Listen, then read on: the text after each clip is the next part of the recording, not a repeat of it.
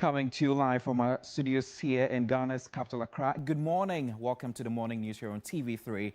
My name is Godwin Asideba, leading the bulletin this morning. And coming up, President John Dramani Mahama directs Ministries of Interior, Transport and Foreign Affairs to expedite action for the rollout of Ghana's e-visa. Battle lines drawn as NDC elects lawyer Bernard Bediako-Baidu to represent the party in a Akutia by-election slated for September 2. Government increases producer price of cocoa from $3,100 per ton to $5,040 for the upcoming 2025-2026 cocoa season.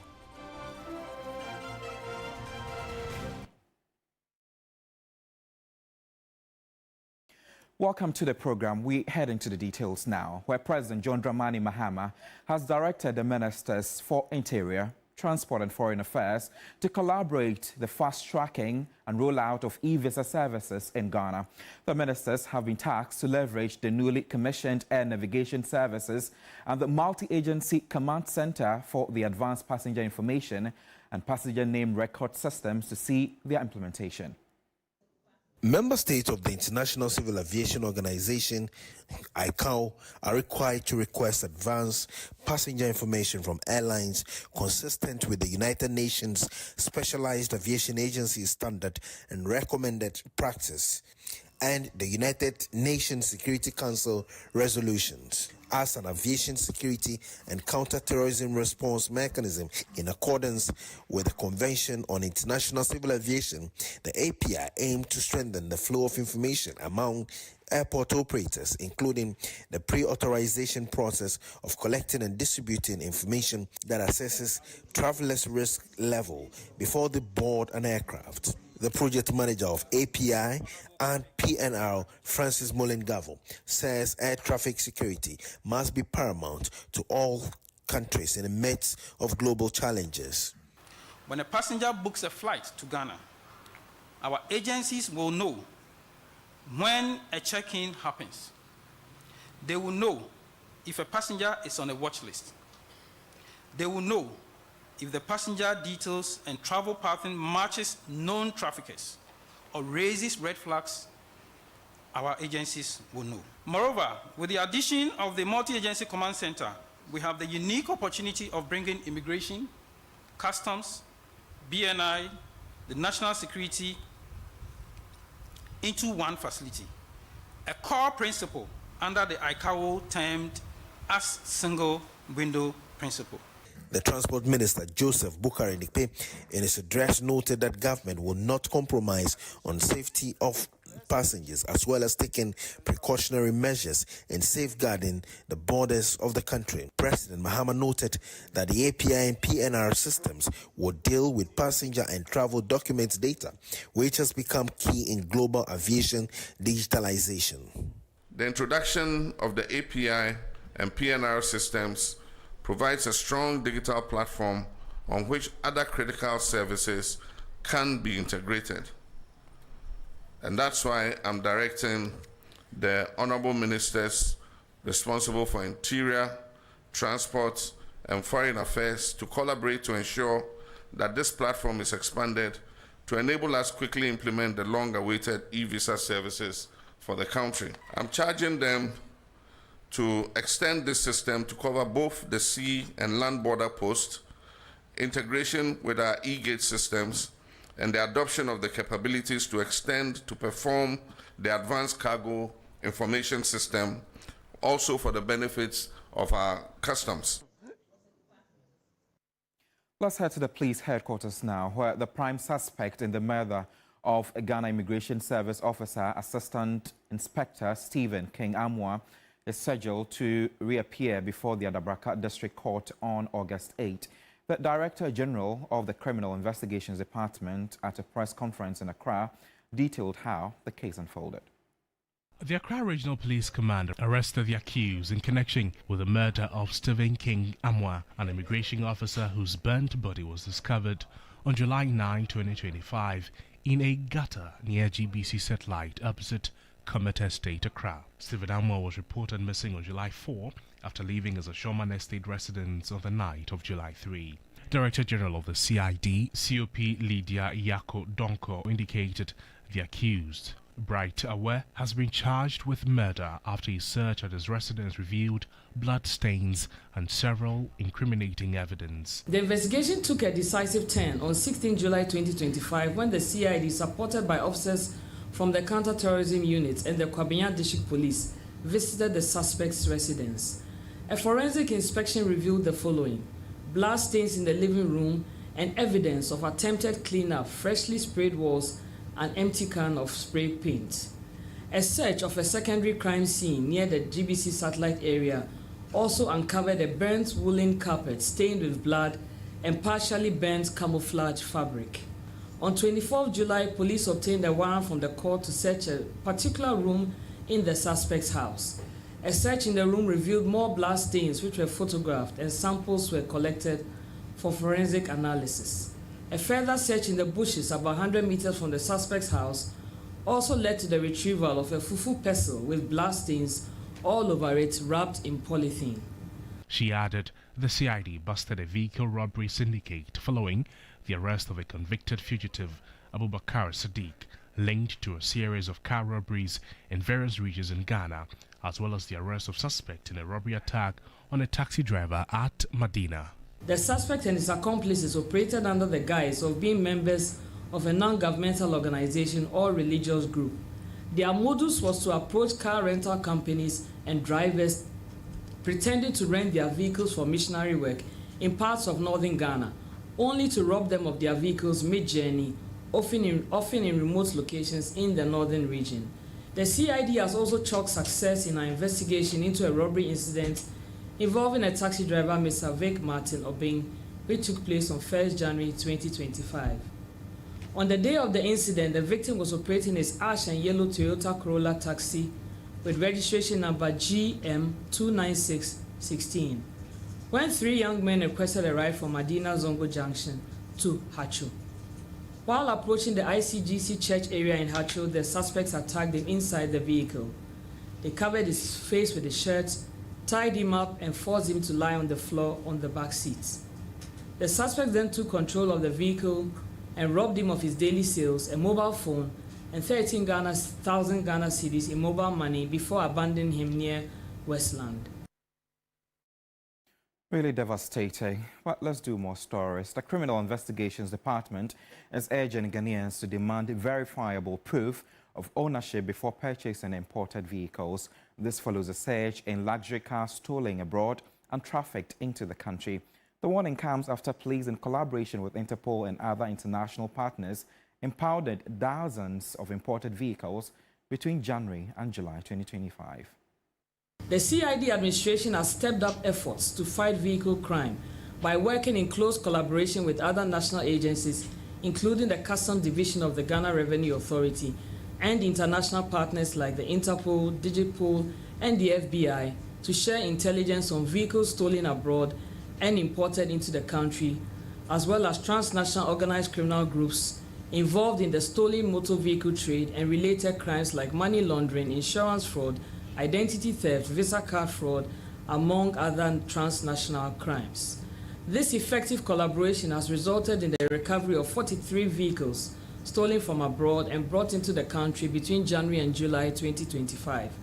These 43 vehicles are mainly high-value luxurious vehicles stolen from countries such as the Netherlands, Spain, Belgium, Canada, USA, Germany, Italy, and France.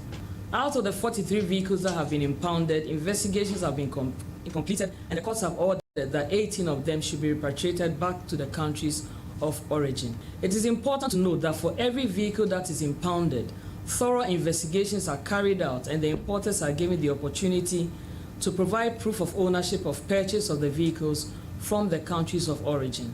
It is sad to note that in almost all the cases mentioned above, those who clear the vehicles in Ghana are unable to provide proof. Payment of customs duties in Ghana does not mean that the vehicle was legitimately acquired from the country of origin.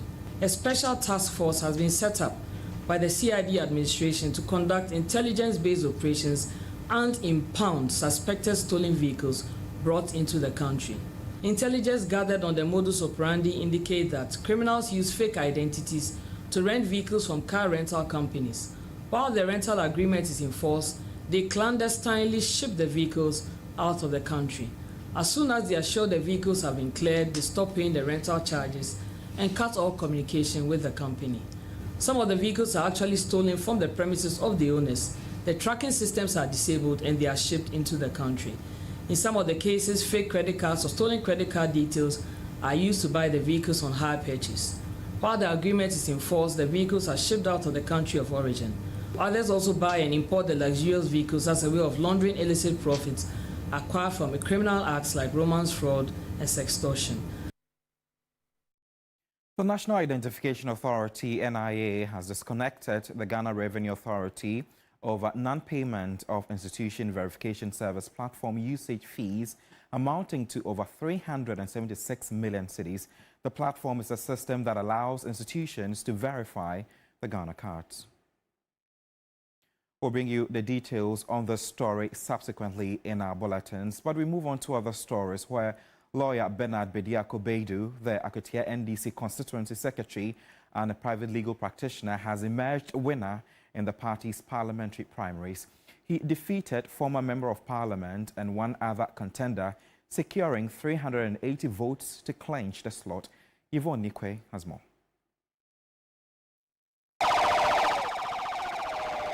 The NDC primaries has ended here at Akotia. The delegates have elected the General Secretary of the constituency, who doubles as the lawyer for the former MP, Bernard Bediako-Baidu. Candidate Bernard Bediako-Baidu had 380 votes. Candidate Erasmus Kondi Ali had 366 votes. Candidate Henry Yadu Wache had 226 votes. On behalf of the Electoral Commission, I declare Mr. Bernard Bediako-Baidu as candidate-elect for the NDC for the Akotia parliamentary by-elections. What it means is that he will be logging horns with the NPP candidate Solomon Esumedu. Several of the delegates and supporters from the NDC have been reacting to the elections. As a chairman, I saw my party, we should all come together. But as your friends say, your friends say, we pay, your mama, your friends, and there, all night, and all we need, and there, about general one, you better my MP said, you must say about to abandon Debbie. And money and Cosa, your bonfire, and Penny Fonsoli, no more romantum, no more campaign, I win ya, no for football, number man kabum, and Rakoja and Tem, Yabaka one boom. We do know that since this constituency was separated from the Caribbean district, there has been a swing seat between the NDC and the MPP. We'll be watching out for who takes over in the by-election. We return to our earlier story where the National Identification Authority has disconnected the Ghana Revenue Authority over non-payment of institution verification service platform usage fees amounting to over 376 million cedis.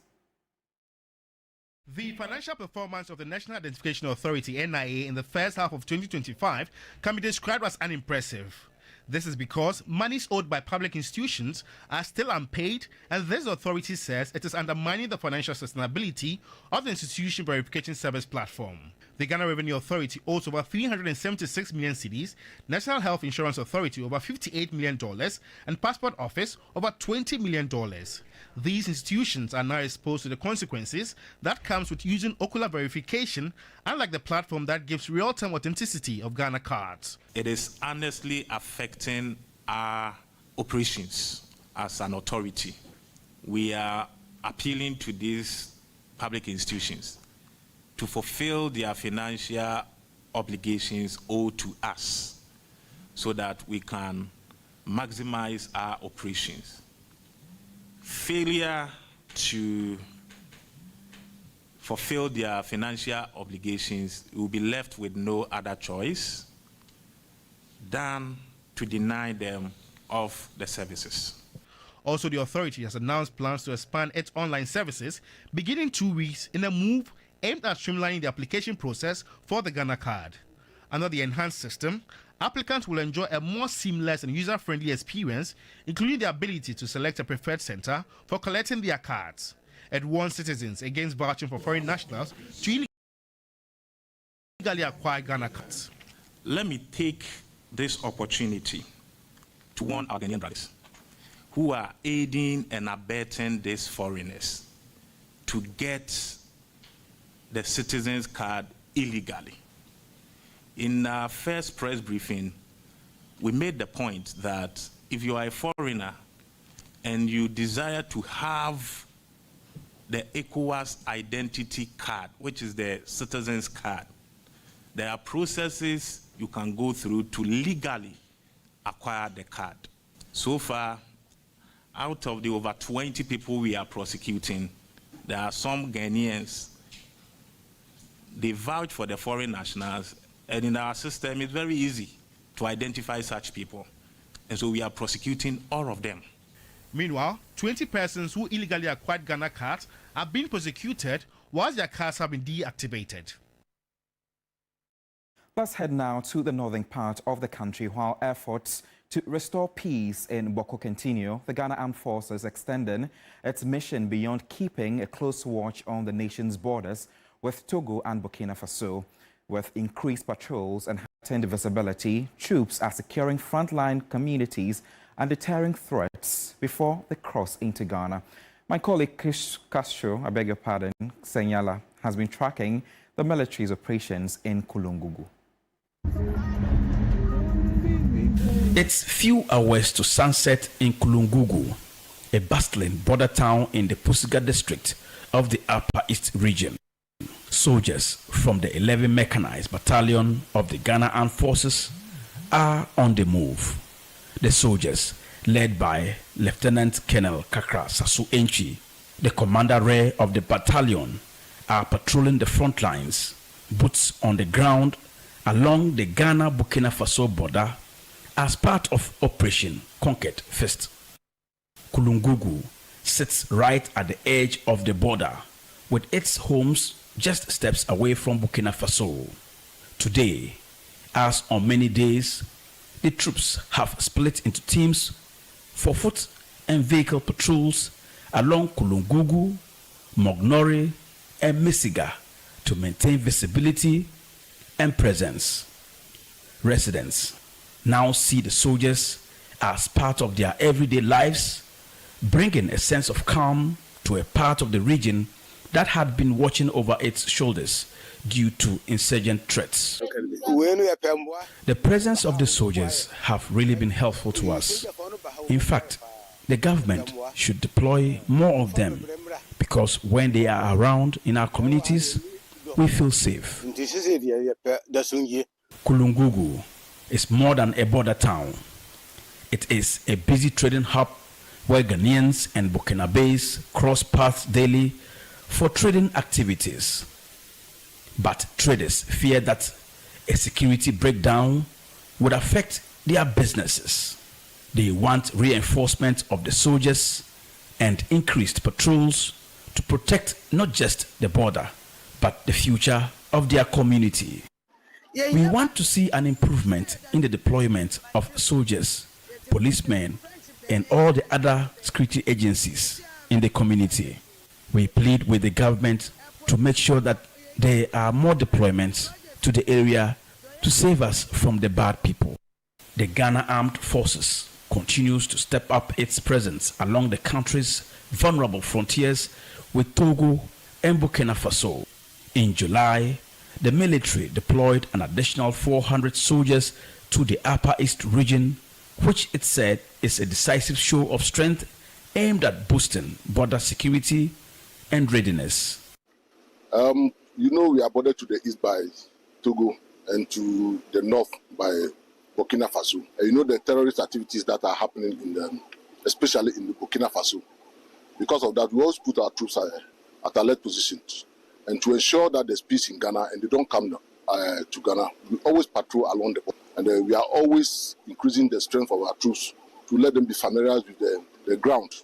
So that in case of eventualities, the fight does not rely only on the units that are deployed along the border, but at least those who are reinforced can also fight effectively and to save the country. As threats in the sub-region grow, the Ghana Armed Forces is making it clear that the safety of the country, its people, and its borders remain a top priority. For TV3 News, Castro Senyala, Kulungugu. Pre-tertiary teacher unions are urging the Ghana Education Service to put in place special measures to support students in Bawku who are set to sit for the upcoming West African Senior School Certificate Examination, otherwise known as WASI. The one without immediate interventions, the psychological impact of the conflict in the area could negatively affect candidates. The volatile situation in Bawku has been brought under control by the presence of the military after some students lost their lives.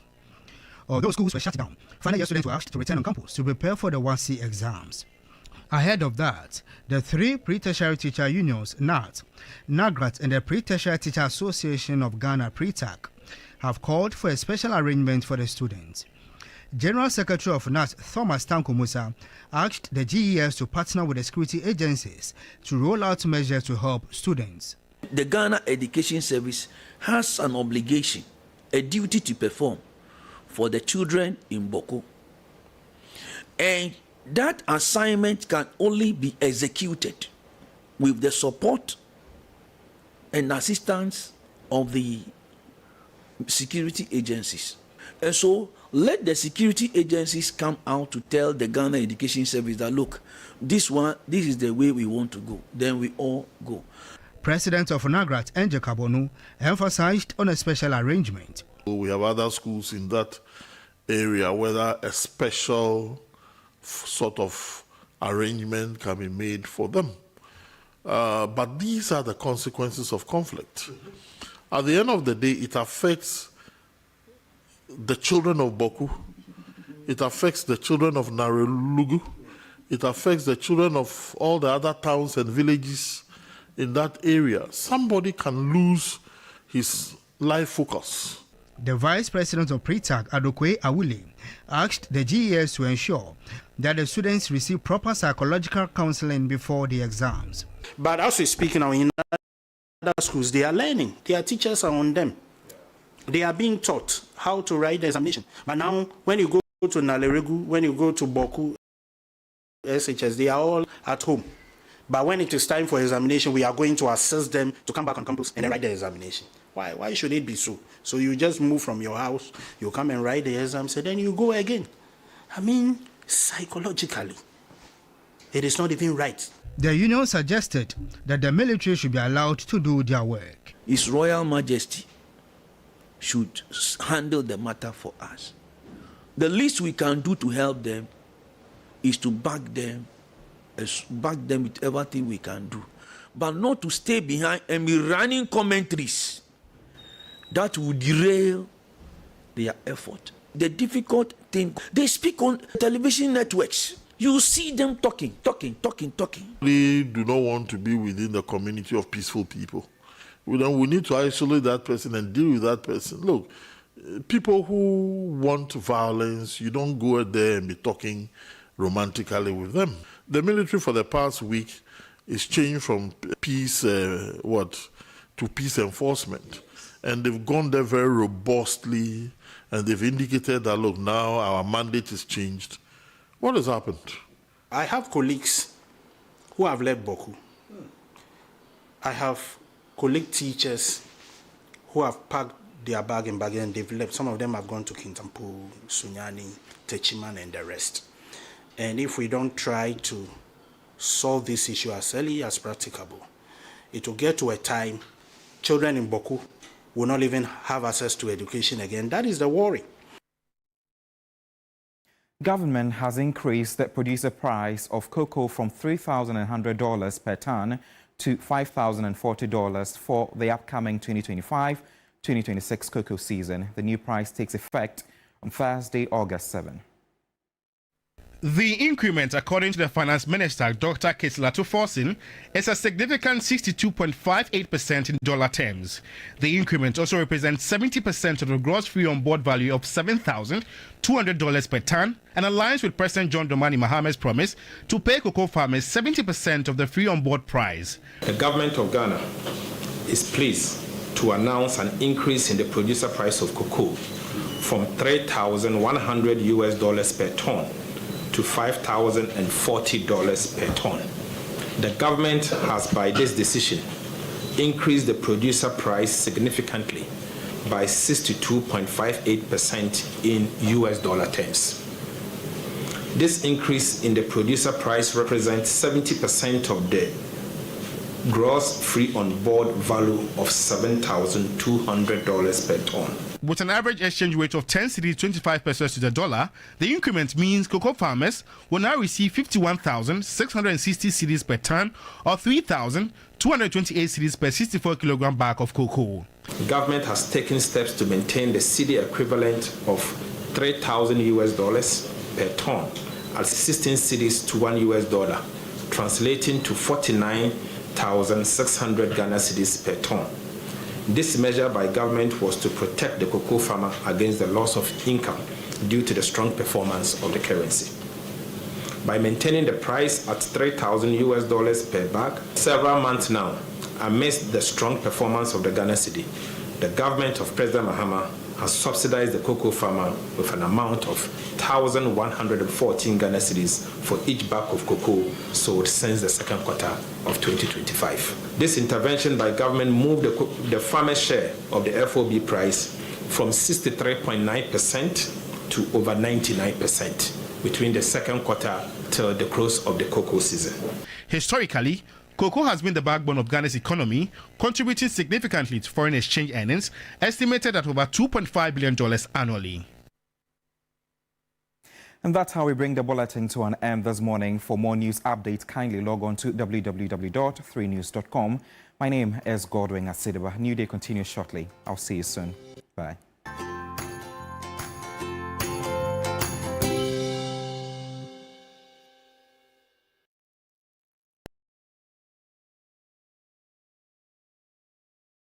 Cadbury Hot Chocolate.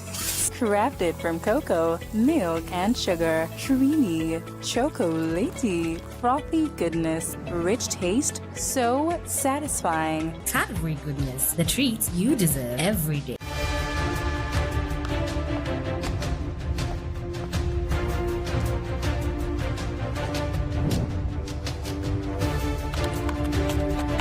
This is the show that brings finality to all the critical issues. It is the stage where all the facts are checked, issues thoroughly interrogated.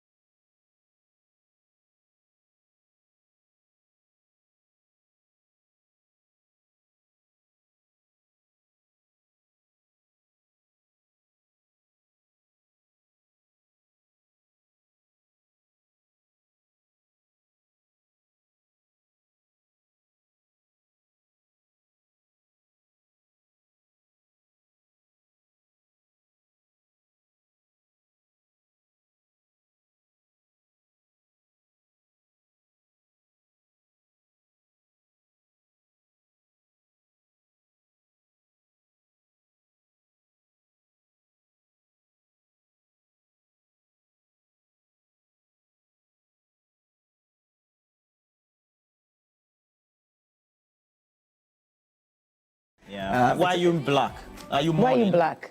Well, we are still mourning our legend, Daddy Lumba, but there's a bit of accident on the road from the Pokwase side, the Pokwase interchange. If you use the Pokwase interchange, at the latter part of the interchange towards Achimota, the part that you connect on the Ofankor flyover, serious accident involves a truck, a long vehicle, and 2 buses. When did it happen? Last night or this morning? I don't know, but I just saw it around 5:30 a.m. this morning. The road has completely been cut off. So it's choked? Completely cut off. Massive completely traffic? cut off, yes. So you have to climb and use the other side. And so if you are coming from that direction... So how did you get to see it? If you did... No, you end up using it eventually. Okay. Just that you just have to now... So instead of using the flyover at the Fankor side, you have to go off the road onto the outer lane and use that outer lane until you get to Achimota and beyond. And so lots of traffic, very difficult to get to that point. And so you can simply avoid that road. So which side is it affecting the more? The Accra Kumasi bound side?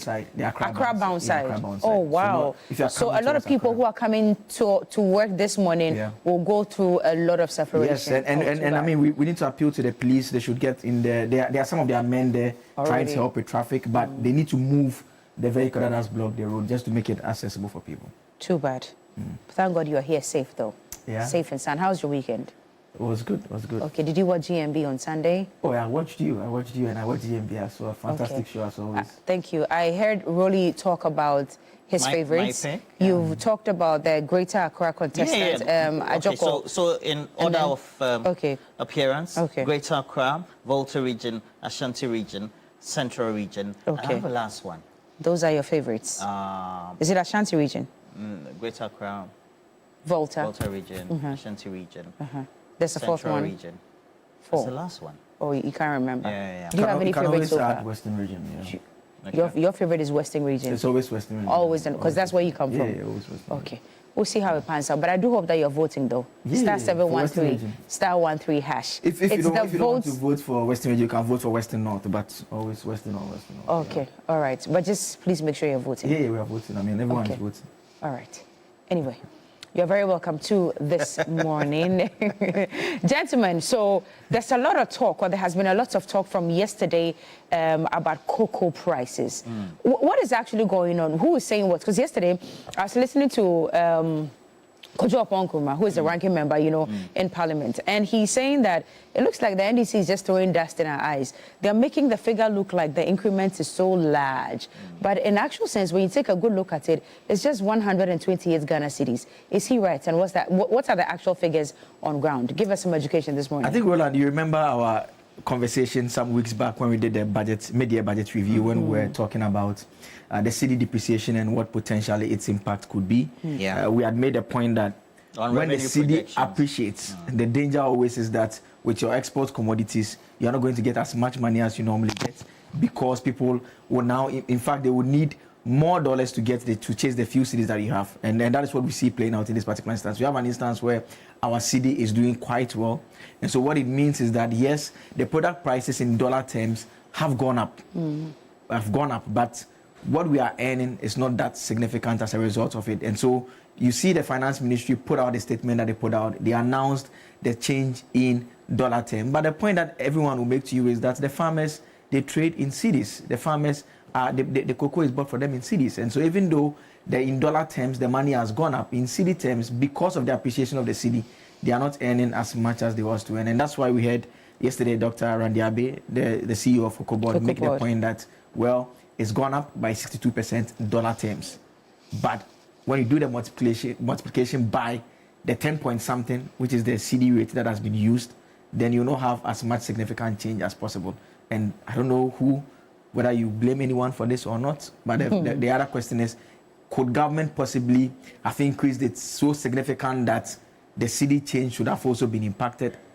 That would also come with different losses. I think what has brought the whole narrative into the center of public discourse is the fact that some time ago, the current finance minister had said that if all things were equal, you could have in excess of over 6,000 Ghana cedis by way. He actually said it at his vetting that he's going to make sure that cocoa prices come to about 6,000 when he assumes office. And at the time, the cedi in relation to the US dollar was around 14 point something, almost 15. And on the streets, you buy it in excess of that 14 Ghana cedis. So at the end of the day, I think that It's a matter of doing adequate stakeholder consultation.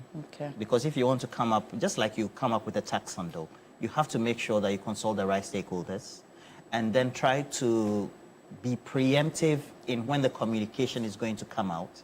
And by that time, you would have convinced those who will be making public commentary on it. So civil society, media stakeholders, we're talking about those who are in policy, as well as even the cocoa farmer cooperatives and the farmer groups. Then there will be a thorough understanding. And then the finance minister also needs to be very creative in the way he's able to convince, by way of the purchasing power of the Ghana cedi, of what they are going to get in relation to what they will be paid, to how they can benefit in relation to that Ghana cedi in dollar terms. Because the daily expenditure that the ordinary cocoa farmer undertakes is in Ghana cedis. Yes. So if, even though it's been increased in relation to dollar terms by over 60%, the daily purchases and then transactions by legal tender of the ordinary farmer is in Ghana cedis. Okay. And so an ordinary cocoa farmer in Western North or in the Ashanti region, or let's say somewhere in Jessica or somewhere in the OT region or part of the Volta region, will find it very difficult if you just look at the normal nominal figures and then try to convince that cocoa farmer, his assigns, as well as the family, that he's better off. Even though you juxtapose that with the trend of prices of some commodities or staples in the market, you could find that the purchasing power of that 2,000 or 3,000 etc. Ghana cedis will be better off than when he was being paid 3,100 Ghana cedis. And so again, it comes to the messaging, the communication, the pre-engagement for stakeholders before you make the announcement. It's something we saw in the MPP e-levy. It's something we saw in the first, the increment in the 1 Ghana cedi. It seems like it's never ever done. The 1 liter of fuel, and we're seeing it again. Poor stakeholder engagement by those in public office. And here, now, it's almost like a crisis. There's a bit of arrears also that is also very significant. So there's some cocoa that had already been sold in the previous year that the previous government could not fulfill the obligation of making it available to those who have purchased. And so the government, as part of this particular planting season, is also supposed to meet those financial commitments beyond providing for what they are providing for currently. And I agree with Roland perfectly on the point about the change in price and inflation issues and how it generally means that if you have 3,000 cedis today, potentially you could buy more things than you could previously, depending on how the economy generally reacts. And so that could also be another thing about the messaging that is very important. But the fact of the matter is that in the last couple of weeks leading to this announcement, we have seen little to no engagement on cocoa pricing generally in the public domain. And so making it come now as an announcement to everyone, and you have the two political parties sharing their views and bantering on whether we should stick to the dollar terms or we should stick to the cedi terms. Cooking. Anyway, we would activate the phone lines in no time so that you can also let us know what your thoughts are on this one. But definitely discussing that for the big issue, as well as the consumer protection and price control role of regulatory authorities in all of these dealings. So our guests this morning, 4 of them: Dr. Ramsey Inusa, Communications Team Member, Movement for Change; Dr. Josiah A.M. Koba, former Principal Lecturer, GIMPA. He's also a private legal practitioner; Dr. Frederick Ntiamwa, Lecturer, University of Ghana, and also NDC Communications Team Member; and Shafiq Kwabna Osman, Consumer Protection Lawyer and Researcher. And later on in the show, you have a sit down with Ewurabena Aubynn. What are we to expect, really? Well, we'll talk about the pre-election activities, how she Ablekuma felt, North, and then now that she's in office. But of course, it was a tough one. Yeah, we'll ask the questions on the incidents that happened and what she feels Pink about sheets it. that could not be found, and they would bring photocopies and all of that. Perhaps, is it the near fights or the brutality? Near fisticuffs. As meted against Hawa Kumsin and how she feels about it. Yeah. Anyway, welcome to This Morning. Let's activate the phone lines in a moment.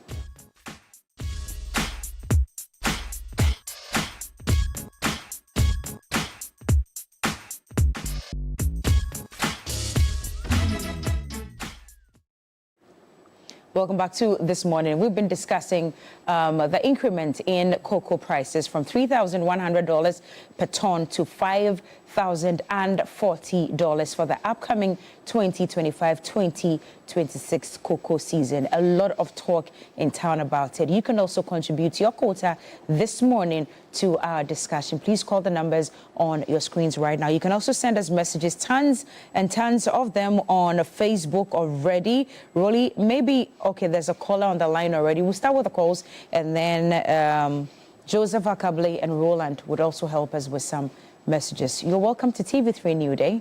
Your name and where you're calling us from. Good morning, Cookie. Yes, good morning. Your name, sir? My name is Manan, calling from where? Manan, you called last week. Good to have you here again this morning. How are you doing? I'm doing well. Why is very cool. Great.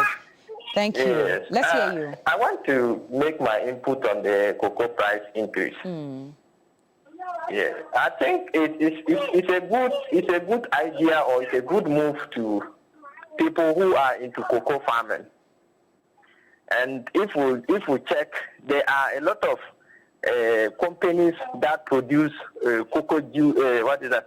That use cocoa beans to produce other other things for within the country. But if people are not into cocoa farming much, you see that those companies will not be able to run effectively. And look at it, most cocoa farmers are now being giving their cocoa farms to these galanceiers. But I think if the increment is significant and it will make a lot of impact into their lives, I think they will rather prefer doing the cocoa farm rather than giving the farms to these galanceiers. Okay. I think that's my contribution. But let me extend my greetings to Honorable Sam Nate George, the Minister of Communication, and his deputy, and then Ejidi Tamoklo, that I'm greeting them this morning. All right. Thank you very much, Manan, for calling us. Do call us also. Let's know what your thoughts are on the increment of cocoa prices from $3,100 per ton to $5,040 for the upcoming 2025-2026 cocoa season. Guys, do we have messages, or I can actually read some from another caller? Okay, hello, good morning. This is TV3 New Day. Yeah, good morning, Cookie. Yes, sir. Who's speaking? This is the 24 calling you from Upper West Region. Wow. How are you? How are you, sir? We are fine. How are you too? I'm all right. Mr. 24, let's hear from you. Yes. Let me say good morning to the local people in the Upper West Region. In our last day, Iwala Yansuma, you're doing D24 land. But Cookie, you know we are having the beautiful lady in DNG. You know that? Yes, I do know. Make sure you vote for her. That's the most important. Yes. And Cookie, the issue of increment of cocoa beans is no problem, and it is not anything big deal. Cookie, the issue is that we have to wait more and see whether the increment will reflect or it will not reflect. You know, politicians can talk, but at the end of the day, you will not see the action. You can remember that there was a time Ghana cocoa cannot be exported anywhere again. I don't know whether you know that. If it happens this year again, it means the increment will not take place. You understand? Oh, Mr. 24, I'm sorry. Tomorrow we'll continue. Let's switch over for Johnny's Bite now. Saturday, the 9th of August, we're all marching to the Shona Island Amusement Park in Accra, and it's going to be the 3FM Family Fun Day. 3FM Family Fun Day is going to be exciting, and you have to be there with your family. I mean, 500 Ghana cedis for a family of 4. If you are an individual, 200 Ghana cedis. But if I were you, when I finish paying the 500 Ghana cedis for a family of 4, I will find another 4 and put it together so we are 8. I will be paying less than what you would have paid as individuals. And we invite you to join us so that children can have fun, they can watch talented kids perform, and parents can also, engage and bond with their children, give them part of their time.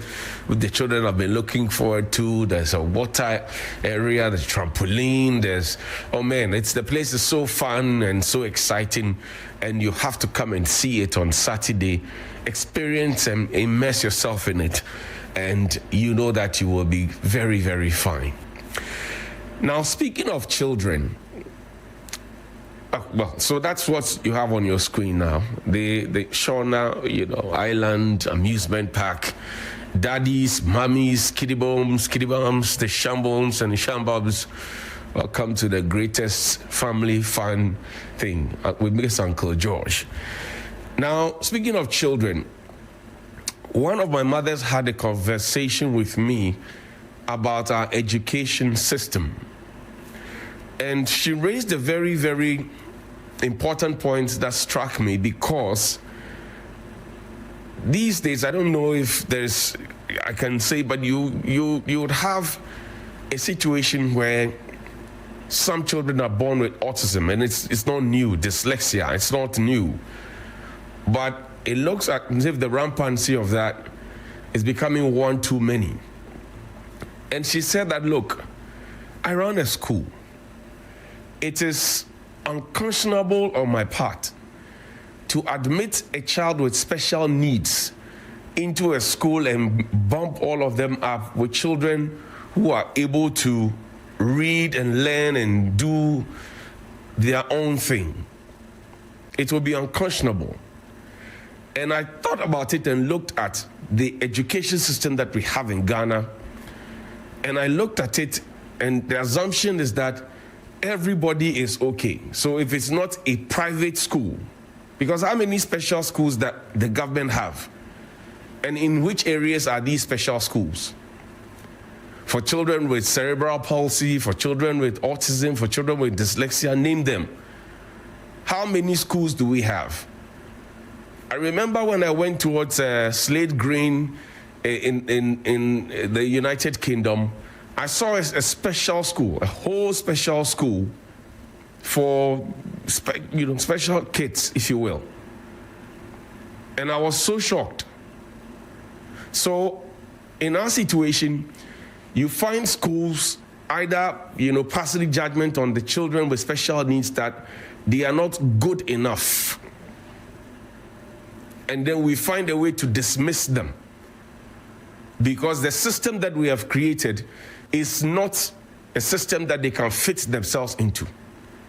So this morning, I want to make a passionate appeal to the Minister for Education and the Ghana Education Service Director General and his team that let's pay attention to the children with special needs as well. And I'm sure I'm speaking the minds of many, many parents in this country.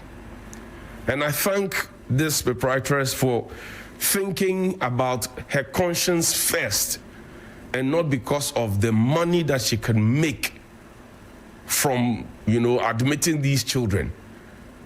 Because at the end of the day, if you don't take care, they may not go home with anything at all. And we will, as a society, brand them as people who are not fit for purpose. Now, while still on education, the Ghana Education Service put out a notice. And just so to also, before we read that, the Ghana Education Service, the Ministry of Health, and all other institutions have said that they have not begun recruitment yet. In fact, there's a statement there. We'll get to read it from the Ministry of Health. They have not. So please, don't go and give your money to people with the hope of they telling you that they will find you employment. That's a public notice. It says, beware of fraudulent admission agents. The ministry has received reports of individuals demanding money from applicants with false promises of nursing training admission. These persons are scammers. Do not pay anyone. Report all such cases immediately. 055 700 2631. That's 055 700 2631 or 055 720 8487. This is from the Ministry of Health. I've seen another from, I think, the Ghana Education Service and all of that. So please, don't go and give your money to people. This one, it is both an advice and a warning. And then come and worry me that somebody collected your money and promised to find you employment or admission or whatever it is, and you have not gotten it, and you'll be calling me at odd hours like 12:30 a.m. and 1 a.m. I'll be very angry with you. So please take this both as an advice and a warning from me. Thank you. Now, while talking about education, the Ghana Education Service has spoken about the monies for WASI practicals. Monies for WASI practicals, they said it has been released. So this is dated the 26th of July 2025. Press release of funds for the payment of 2025 WASI practicals. The management of the Ghana Education Service announces that funds have been released to all senior high school and senior high technical schools across the country to cover the fees for the 2025 WASI practicals. The payment ensures that all practical examinations scheduled for the 2025 WASI are fully supported, including the provision of the required materials and other essential resources. With the release of the funds, GES seeks to facilitate a smooth and well-coordinated examination process that enables students to focus on the academic work while relieving parents and guardians of any such financial burden. Regional, district, and school authorities are therefore strongly urged to ensure the due application of the funds for their intended purpose to guarantee efficiency and accountability. Management will continue to monitor the utilization processes to ensure compliance and to maintain high standards in the administration of the examination.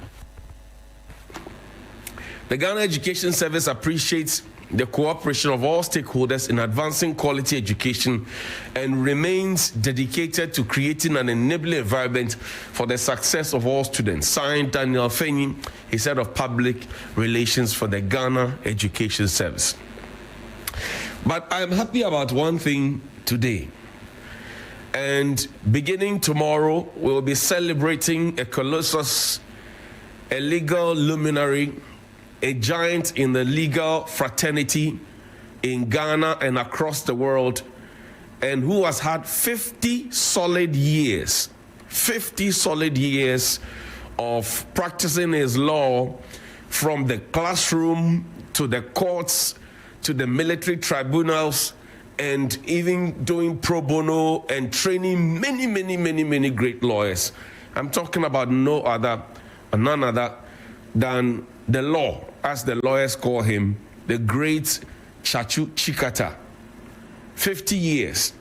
And you can take a look at the greats who are going to be there between tomorrow and the day after tomorrow and the day after tomorrow's next. And it's going to be at the Accra International Conference Center, 4 p.m. to 7 p.m. daily. This is going to be a big one. Professor Akilakpa Soya, Professor Atuguba, Kwesi Pratt, Lawyer Emil Short, Right Honorable Speaker Doa Jao, Mr. Guzitano, Ambassador Kwesi Korte, Madame Betty Modi-Drisu, name them. All the greats are going to be there. And we are very honored and proud. And some of us, we adore the law, as it is called. The great Chachu Chikata. We adore him, and I'm sure many other lawyers do as well. My friends who are lawyers tell me that in the law classrooms, it is his cases that are prominent. They quote many of his cases left, right, and center. And such a gem of international repute, who is a true son of the land, must be celebrated. And we will do so. So I brought you this information so that you are informed, so that you can make your way to the Accra International Conference Center tomorrow, and then also Wednesday, Thursday, and Friday, Accra International Conference Center, 4 p.m., 7 p.m. daily. You cannot miss this. If you miss it, I don't know. But don't miss it, by all means. By all means, don't miss it. Now, yesterday, I sat down with the Minister for Health, and I raised the question about dialysis and the machines and the shortage of the machines. he said something quite interesting. And he gave us timelines. And he gave us the numbers. The Honorable Kwabena Minta Kando, MP for Dwaboso, and also the Minister for Health. Let's play that video. Let's listen to the minister so that in good time we can come back to him. Sorry. Let them tell you, in the next maximum 2 to 3 months, I can tell you that dialysis machines will be one of the most commonest machines we have in this country. Dialysis machines, yes, the same thing that took yes, I'm telling you, we are working on it. As I speak to you now, I have more than 7 proposals on my desk we are working on. And we are going to do the regional distribution. So it's something we are tackling seriously. I mean, within the next maximum 3 months, we'll finish, we'll have the MOU, we'll start the distribution, and people will begin to... I hope this is not political talk. Oh, no. We started working on this not today. Before I am talking about it on air like this, I know where we are at the moment. We've received, people are ready. So estimated machines, how many are we looking at? Well, at the moment,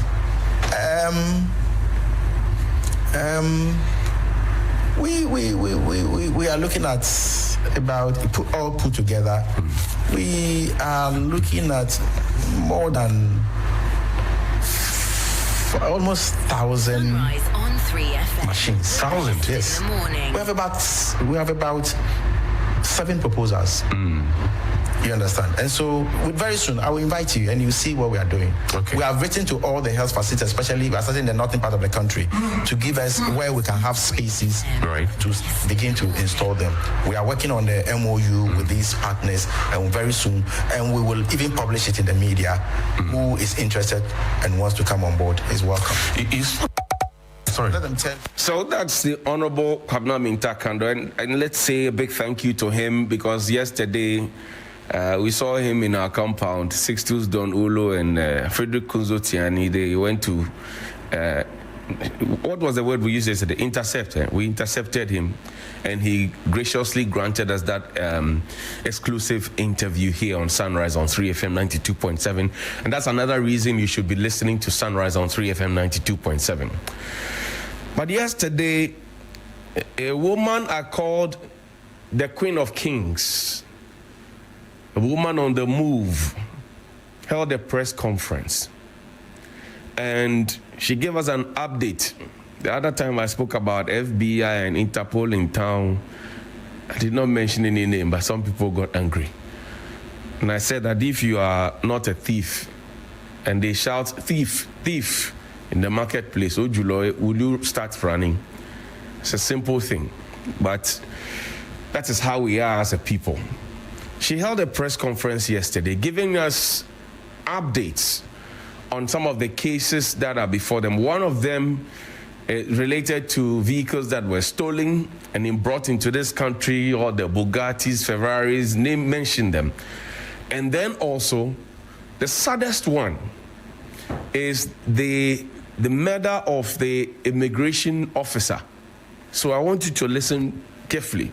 Then we'll have a quick conversation before we wrap up. Please welcome. Was arraigned before the Aubynn Circuit Court on 8 July 2025 on a provisional charge of kidnapping. On the morning of 9 July 2025, police discovered a severely burnt body in a gutter near GBC Satellite, opposite Commerce Estate in Accra. The body was conveyed to the police hospital. Following this discovery, investigators from the Aubynn police joined the crime scene and later proceeded with the complainant and 6 relatives to the morgue. Despite the extent of the burns, the relatives positively identified the body as that of Stephen King Amwa, who had been missing since 3 July 2025. The investigation took a decisive turn on 16 July 2025 when the CID, supported by officers from the counter-terrorism unit and the Aubynn District Police, visited the suspect's residence. A forensic inspection revealed the following: blood stains in the living room and evidence of attempted cleanup, freshly sprayed walls, and empty can of spray paint. A search of a secondary crime scene near the GBC Satellite area also uncovered a burnt woolen carpet stained with blood and partially burnt camouflage fabric. These items were photographed, retrieved, and processed for forensic analysis. On 24 July, police obtained a warrant from the court to search a particular room in the suspect's house. A search in the room revealed more blood stains which were photographed and samples were collected for forensic analysis. A further search in the bushes about 100 meters from the suspect's house also led to the retrieval of a fufu pestle with blood stains all over it wrapped in polythene. Police also impounded the suspect's vehicle in which some blood stains were also seen, and same was collected for analysis. I wish to state that the initial blood samples collected have tested positive for human blood. To aid the investigation, the deceased mother and son have provided samples for DNA profiling. In the face of these pieces of evidence, the suspect who was initially charged with kidnapping has since been rearrested and formally charged with murder. He is currently on remand following his appearance before the Ablekuma District Court and is scheduled to reappear on 8 August 2025. A special operation is currently underway to identify and arrest his accomplices, and we are following other vital leads to gather all necessary evidence against the suspect and his accomplices. The Ghana Police Service wishes to assure the public that the investigation remains ongoing and that every effort is being made to ensure that all the perpetrators are brought to justice. Who else thinks that COP Lydia Donko Esquire would make a very fine IGP in the future? I mean, that's what I think, that she would make a very fine IGP in the future. But key among all the things that she said, the striking thing for me and the most shocking and underwhelming thing for me was the fact that fufu pestle, fufuicho, woma. Sisters, how do you call it in your language? Fufuicho, fufu pestle, woma, the one used to pound fufu, had blood stains on it and was wrapped with a polythene and hidden somewhere in the bush. Be careful who you call your friends.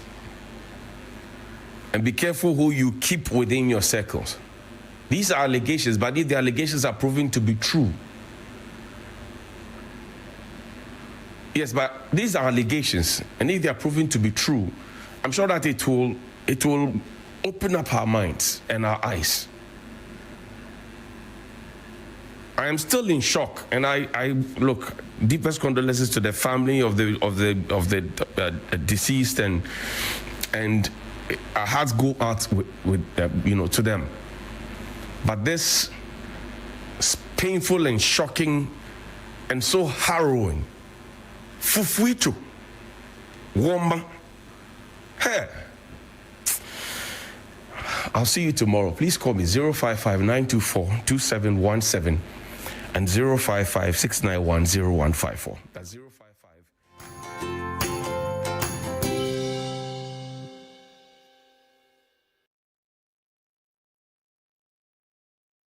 Shop again with Maggie in the Maggie Double Chop promo kit. It's a double chop. Buy a tray of Maggie Denede or Maggie Shrimp. Dial the code inside to *380*13# and you could win the grand prize of 10,000 Ghana cedis cash. There's more amazing prizes like electrical appliances and cash in the monthly draws. It's the Maggie Double Chop promo from May till stocks run out. Buy, dial and win. T's and C's apply.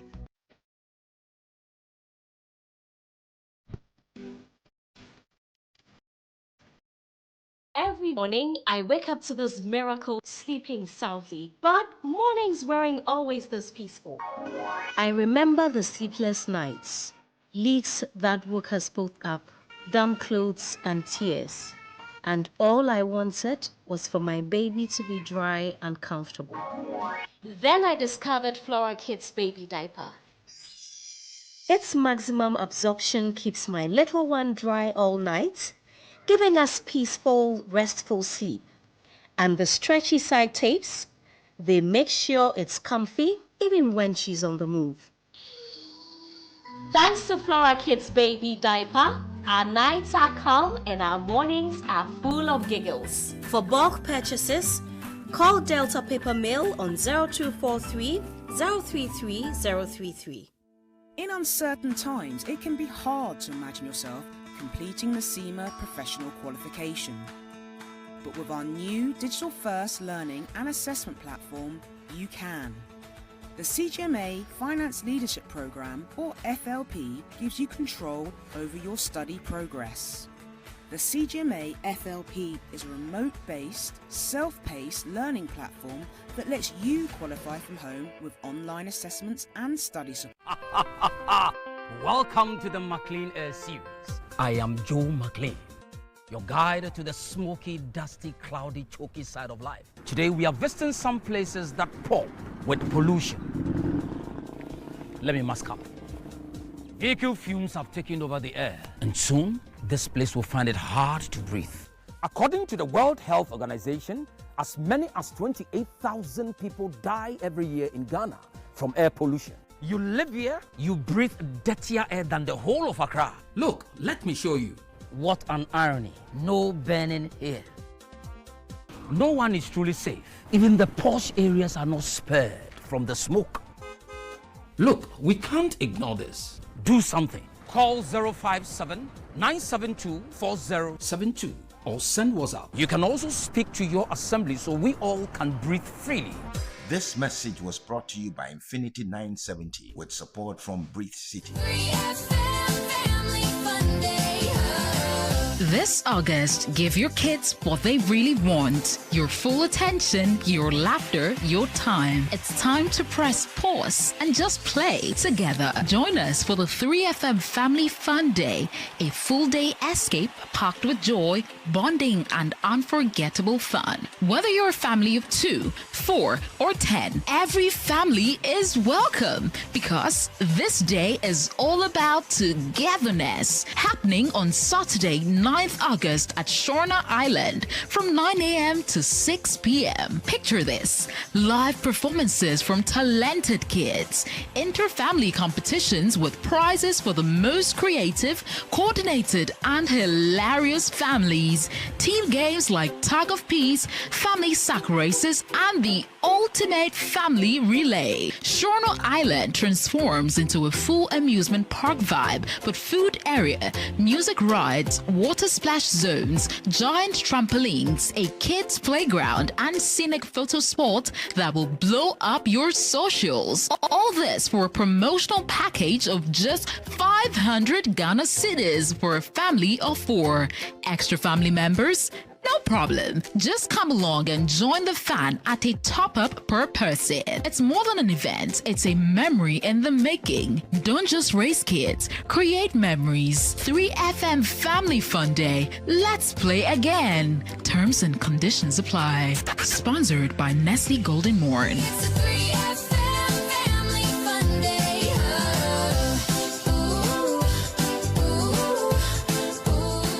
Ghana City has appreciated remarkably in the first half of the year, maintaining a steady performance against the major trading currencies. The appreciation of the city, while encouraging, may prove temporary if there are no structural reforms and deliberate policy interventions. What measures must be put in place to ensure long-term stability? TV3 invites you to the National Thought Leadership Program under the theme, The 2025 Second Half Reset, Sustaining the City's Strength. Date, Tuesday, 12 August 2025. Time, 10 a.m. to 12 noon. Venue, the Labadi Beach Hotel, Accra. Speakers, Kwame Pianim, statesman and economist. Now Dr. Alhassan Andani, celebrated banker and former CEO, Stanbic Bank, Ghana. David Ofosudote, founder and senior partner of law firm AB and David Africa. Yao Nsako, independent strategic advisor. And our keynote speaker, Dr. Johnson Isiama, governor of the Bank of Ghana. The event will be broadcast live on TV3 and 3FM 92.7, as well as all our digital platforms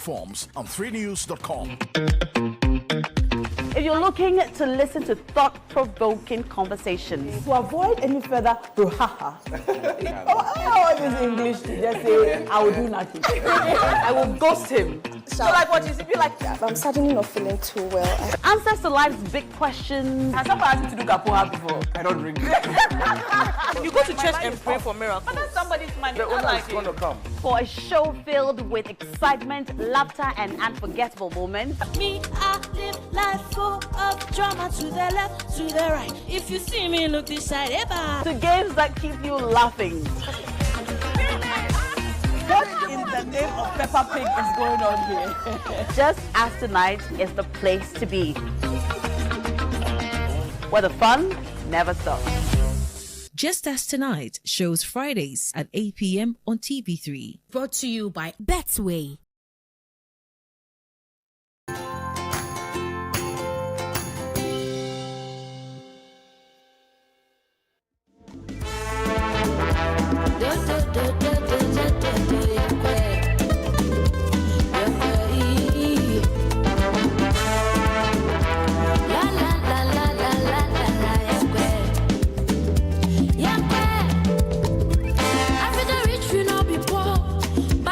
They make them so. Upon the gold and the diamond, the bucks are the oil, we still the beg for dough. African rich, we not be poor. Corruption just they make them so. Upon the gold and the diamond, the bucks are the oil, we still the beg for food. Now everything may fall apart. Politicians they lie without be fat. Them go to fill them my bellies, their family, then leaving the poor to suffer that. Promises for promises. After your vote, then believe your promises.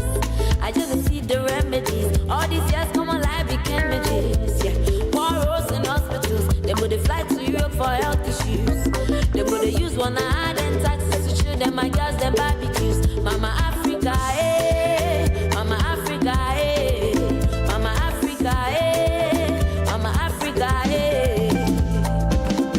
Yaro yara, wonso no yara. Yaro yara.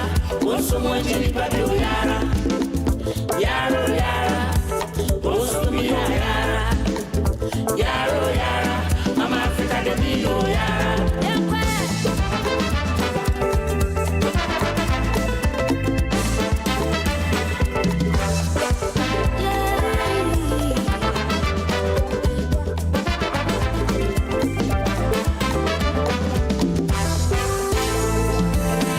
Rise up, my country people. Rise up, my country youth.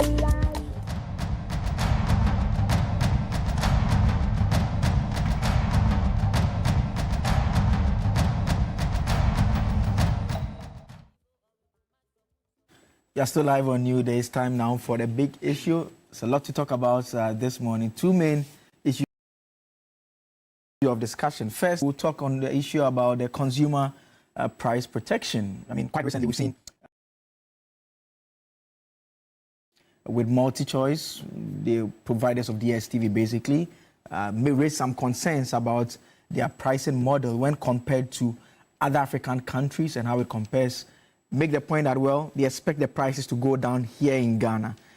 We will have the conversation in the broader context of controlling prices generally in the role of government, because a couple of months back, we saw government, the previous government, try to control cement prices.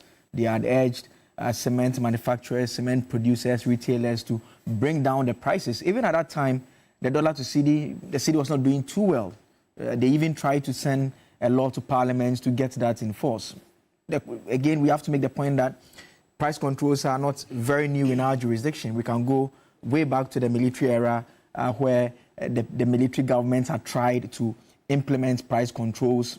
Soldiers were sent into the markets to forcefully enforce price controls. We also remember the Kufuor era, the latter part into the Mills era, where we deregulated price of petroleum products and created a free market system such that, with the exception of the tax component, it was basically left to the market to determine the pricing. So we've come very far, and the fact remains that government has a stake in the provision of services generally, whether it's from the private sector or the public sector.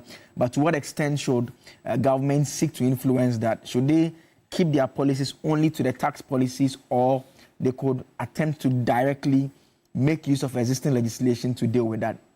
Examples from other jurisdictions tell a different story about antitrust laws, laws that basically seek to place a fetter on significant market players. I'm sure when you hear SMP, a telecommunication company will come to mind. We tried that as well last year, and we saw what transpired. The prices did not significantly go down, but the market share actually increased from the numbers that we have seen so far. So that will form a key part of our discussion this morning. Then we'll also talk about cocoa prices. Cocoa politics is back on the front burner again because of the price per bag, price per ton.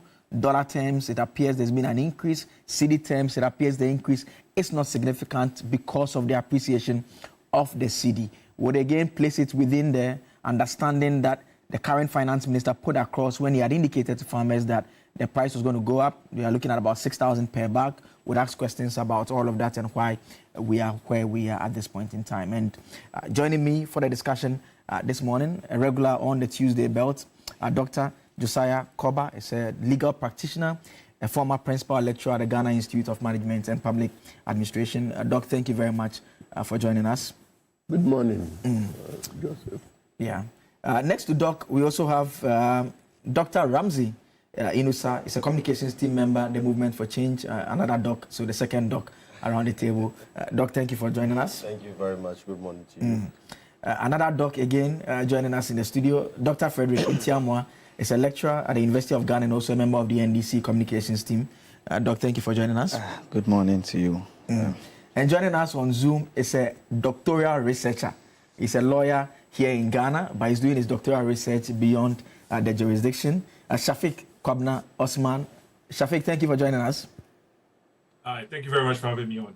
Yes, and there's me as well, Joseph Akable. I'm the non-doctoral researcher around the table, helping us to understand all what we'll be talking about. And I want to start off with you, Shafiq, because of you've written two articles that I've seen. The first one was when the cement conversation was ongoing, and the second one is the current discussions between the communications minister and MultiChoice.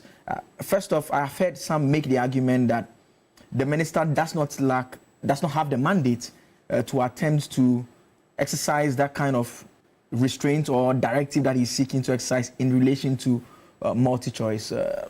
I want us to start off with that aspect of it. What is your understanding of the current legal framework under which the minister is operating and attempting to issue that directive to MultiChoice? Sure. Thank you very much for having me on. Jude.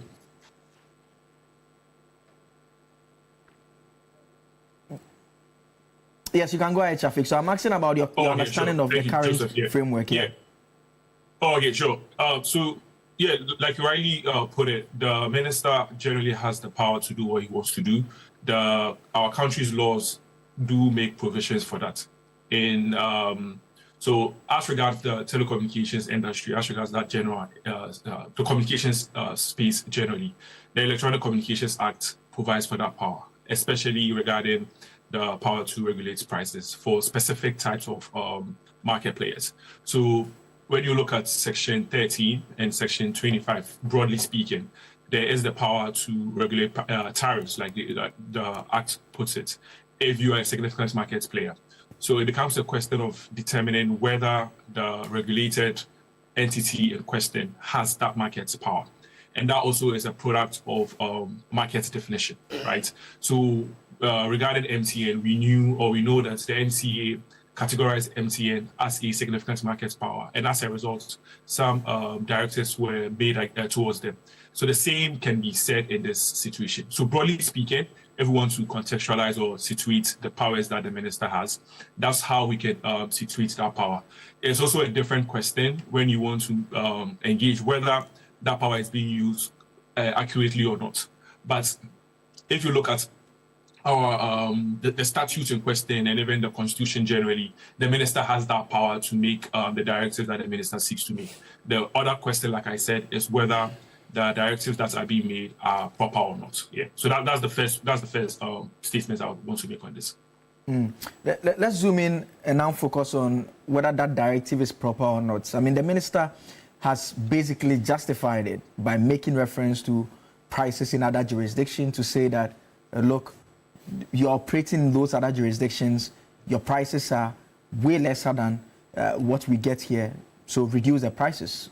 We are learning from the minister that the company replies that, well, let me keep the revenue here in the country and keep the current prices. The minister said that, well, no, you either bring down the prices or we are basically going to revoke your license. Is that a proper use of that power that you have identified and agreed that it exists?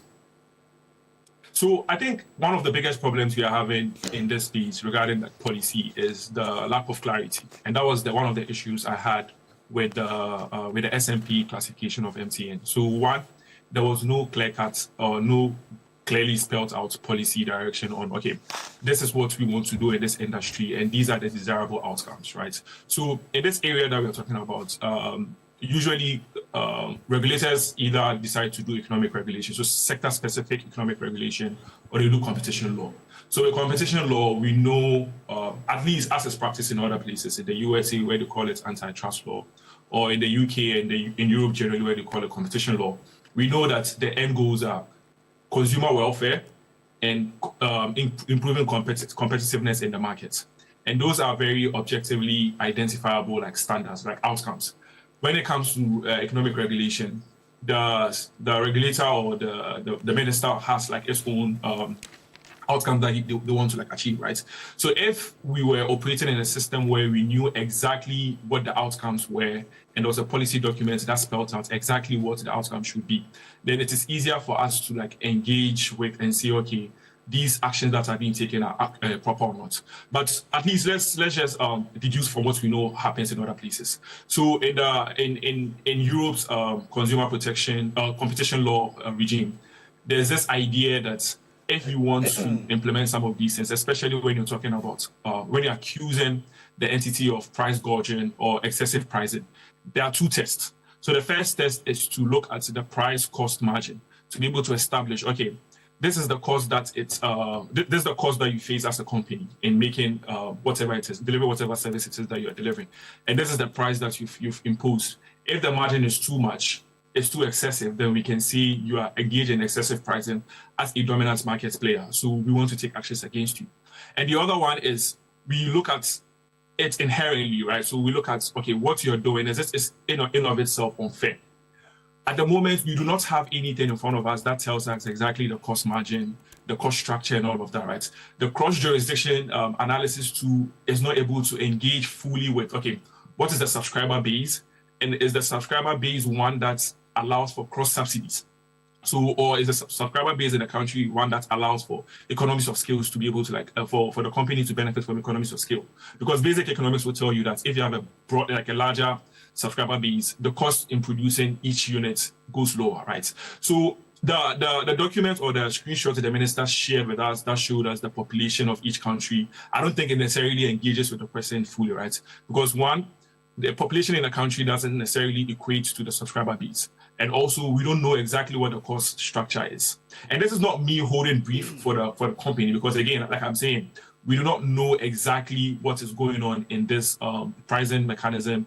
Also, what is going on as regards like the policy over here. So if we're able to get sufficient information, one, what the cost structure of the company is, or of MultiChoice is in Ghana, two, what their actual subscriber base is, then we are able to do a comparison across jurisdictions, across like markets, to be able to see, okay, you are making way more money in Ghana than you are making in other places, and as a result, inherently, this pricing is unfair.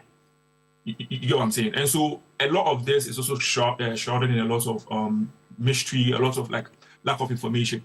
So one of the things that I think the minister can do to help the conversation is to share as much information as possible regarding the cost structure of this company, and also what the policy exactly is that the minister, what the policy framework is, and what the end goals are. I think once we get a lot of these things, we'll be able to like engage with this fully. But the long and short of it is that, yes, the minister has the power, generally speaking, and this is something that is done in other places, but we need to know more before we can actually engage with the question fully. And there's a point that I want you to emphasize a bit on what in your article you refer to as what the Americans call the antitrust laws. I mean, how challenging is the absence of such a regulation in our context? Because we now basically have the minister fall on general legislations or general provisions, like you, the lawyers, will call it, to attempt to deal with a specific situation which could now more or less basically come down to what he considers to be just inappropriate, because some of the indicators that you make reference to that ordinarily should be a part of his analysis, he's basically deciding at what point what to rely on. So he's relying on other things, like simply looking at the dollar terms and comparing it and saying that, well, population size is to that is a major challenge in this engagement that we are having. Yeah, no, and that's very true. And I think, again, going back to the earlier points I made about, okay, states generally have either sector-specific economic regulation or competition law to deal with. But if we want to look at what other places have done, right, and what other jurisdictions have done that has brought them some consumer warfare, significant consumer warfare, as well as competition in the industry, we know that specifically as regards premium sports streaming, which is the market definition I think is fitting for this DSTV situation, because in as much as DSTV also shows other has other like content, we know for the most part one of the things that DSTV gets, that DSTV is able to sell its product on is live football, right? So we know in Europe, for instance, there was a case regarding UEFA where the European Commission compelled UEFA to sub-license its products to other streaming services, right? And the reason why I'm using that is to tell us that it is good for us to situate this within competition law. And when we talk about competition law generally, what we are saying is that as a state, for you to be able to, one, protect the markets and for you to also protect consumers, there are certain measures grounded in economics and law that you can take that will bring you these outcomes. At the moment, we do not have a competition law we don't have a competition law policy.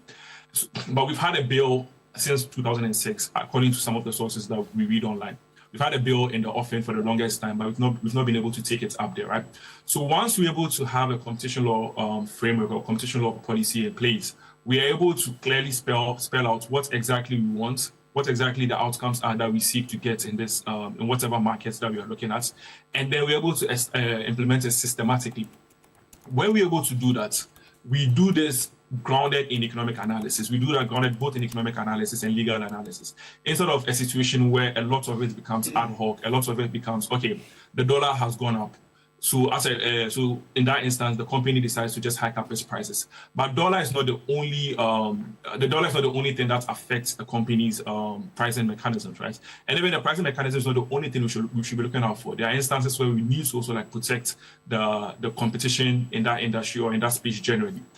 In the article I wrote, I talked about how we've had a number of pay TV services come into the system and collapse.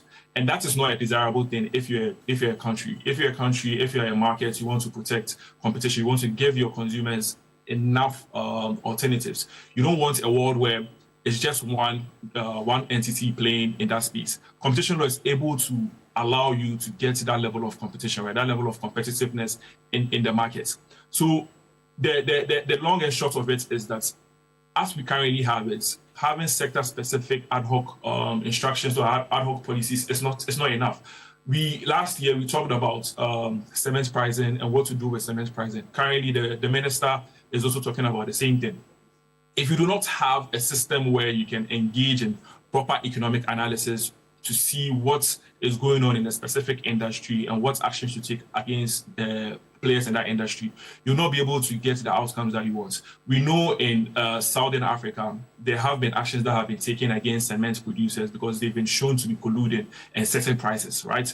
Do we know whether that's the case in Ghana or not? We do not know. However, if we do have a competition entity, if we have a competition law enforcement entity, we are able to do some of these investigations to be able to truly determine whether cement pricing is purely a factor of just the inputs, or is it also a situation where producers are coming together, creating an oligopoly structure and carving up markets for themselves and setting prices and all of those kind of things, right? So what I believe that some of these conversations should trigger is to whip up enough public interest in the question of consumer protection, competition law, and us being able to properly structure and properly like institutionalize this. Most people tend to point to the Consumer Protection Agency that was being run by, I think the name was Kofi Wayo. But the point over there, sorry, Kofi Kapitu. But the point over there is that that agency was a private agency, right? It didn't have it didn't have the powers of the state. When you have a consumer protection and the competition law agency, you are backed with law, you are backed with statutes, and you're able to take some of these actions. So even our next door neighbor, Nigeria, has a competition law and consumer protection entity. And interestingly, they are currently in court with MTN, sorry, not MTN, with DSTV on the same question of pricing, on the same question of these price hikes. Even though we know that a number of people in Ghana use DSTV services from Nigeria because it is considered to be cheaper. The agency or the commission in Nigeria believes that the prices are actually way too much for the Nigerians, and so they are in court with them.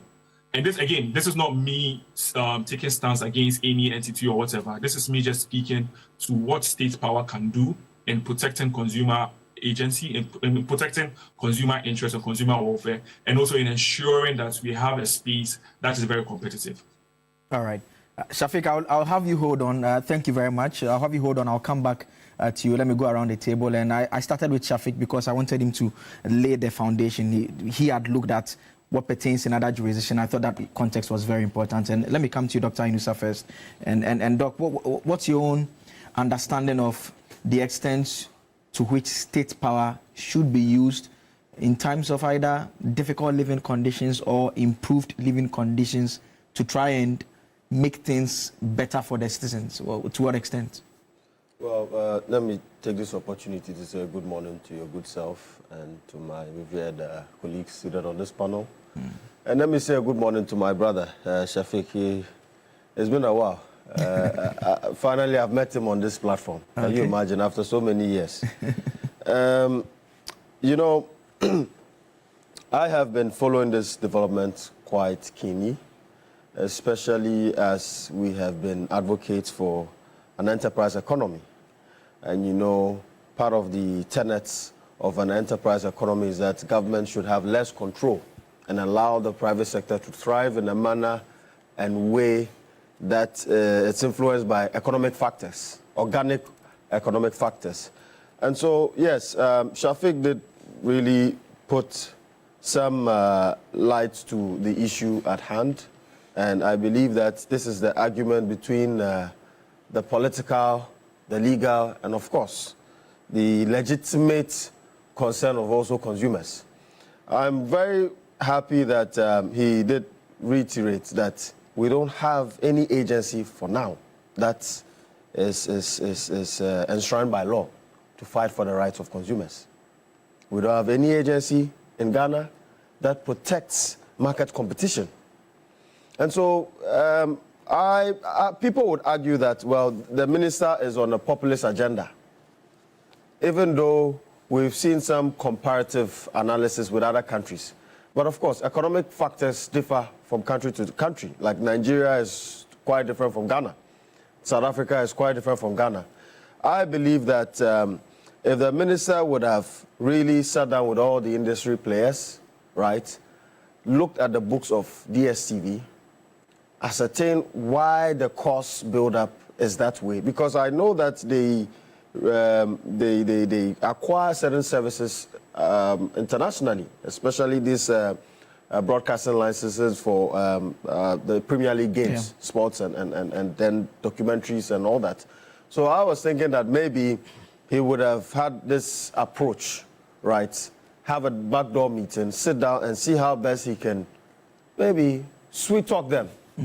I mean, he's put it out there that he's met them twice, including meeting them even on a holiday in his office. I mean, that is a minister who is engaging with them. But you see, the current finance minister, I must admit, is doing quite well.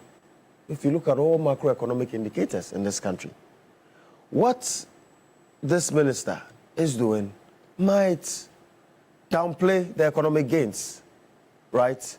And if his other colleagues would also begin to adapt such measures, right, and put out a populist agenda in order to seek the support of the Ghanaian public against prudent economic factors, then it's quite worrying. Because I believe that Ghana, as it is today, is a free market economy. I cannot come to TV3 and tell you how much you should charge for your advertisement space, right? I can't do that because I do not know what goes into the cost breakdown. Yes, we agree that there are some gains when it comes to our macroeconomy. The cedi has appreciated by 42%, quite great. But I believe that as a minister, and I am glad that innovation is added to his ministry, what measures can you put in place to ensure that there are lesser barriers, right, to enter this market? And as my brother Shafiq did mention, that you've seen a lot of players, indigenous players, that have lost their current market value because of some form of uncompetitive nature in our economy, right? And I believe that if the minister can put in policies in place with the support of the finance ministry to support indigenous companies that want to go into this space, right, allow us to innovate, then we can be making some progressive transformational changes as far as this matter is concerned. But I don't think you agree with the principle generally that despite the free market economy, the state cannot stand unconcerned. You agree with that generally? I agree with that. Yes, and so to that extent, the point is being made that we see the minister do that with transport operators. Right here in the country, we see that them do that with transport operators. Yeah. If your prices are exorbitant, and the minister feels that something ought to be done, this is what he wants to do about it. But don't you think it's up to the company also to potentially, they have met him and justified it, and he's not satisfied with that? Well, I would have thought that maybe an independent authority would have spearheaded this. If I agree, we don't have that for now. That's what I'm saying. So, I mean, his first step would have maybe proposed certain bills to Parliament, right, to constitute these authorities. Then we know that, indeed, you are really looking at the long-term benefit of the people. This could be short-term. What if the CD depreciates further? Are we going to be having this conversation? So we need to think transformational as far as these matters are concerned, right? And, you know, I will give you the example of Uber in China. And this is for our political actors to listen and see how best they can use the same strategies, right? Even though it's not good to say it loud on public television. But the story of Uber was the first ride-hailing company to enter the Chinese market. The Chinese, at that time, didn't have a startup that could compete with Uber. Immediately, the Chinese government put in a framework in place and supported startups with some form of soft capital or grants to challenge that of Uber. They put in policies in place, including an ICP license, which ensure that in order to engage in such business activity in China, a Chinese person must have 51% shares in the company, right? And when that happened, the Chinese government, behind closed scenes, was supporting their companies against Uber. And Uber was pumping in a lot of money. They lost about $2 billion, and they left the Chinese market. And today, Didi is one of the largest ride-hailing companies in the world, and is operating in multi countries. So what I'm saying is that let us look at how best we can also support our indigenous companies to be competitive, right? DSTV is foreign. We know that. We know that their cost breakdown is normally in dollars. And that is why, if you look at their price breakdown, they hedge the rates. That is why we pay at a very exorbitant rate. I agree sentimentally, but on principle, and as an advocate for a free market economy and an enterprise economy, I think that the minister should look at transformational ways in ensuring that there is some form of long-term benefits to the Ghanaian people. All right.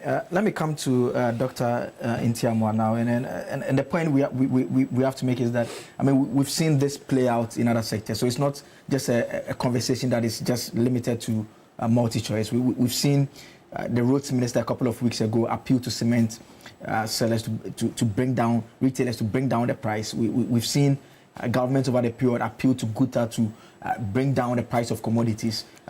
We've again seen what government has tried to do by way of the telecom giants as well. And the point being made is that it all boils down to an attempt to get better prices. But, I mean, Dr. Ntiamwa, you agree with the concern that some would express that the difference in this approach this time around is that there's a direct appeal to one specific company that potentially could have implications for other companies that may want to come to Ghana to do business. They are reading online that the ministry has served notice to a company, bring down your prices, or we are going to revoke your license. And yesterday, the minister has issued a statement saying that on August 7, he's going to take action against the said company. Do you agree that that could be a challenge? Good morning once again to the panelists and also your viewers. What I want to say is that, you see, when we are considering this as an issue that we have to handle as a nation, we don't always have to look at what will deter others from coming into Ghana. We have to look at what is best for Ghana.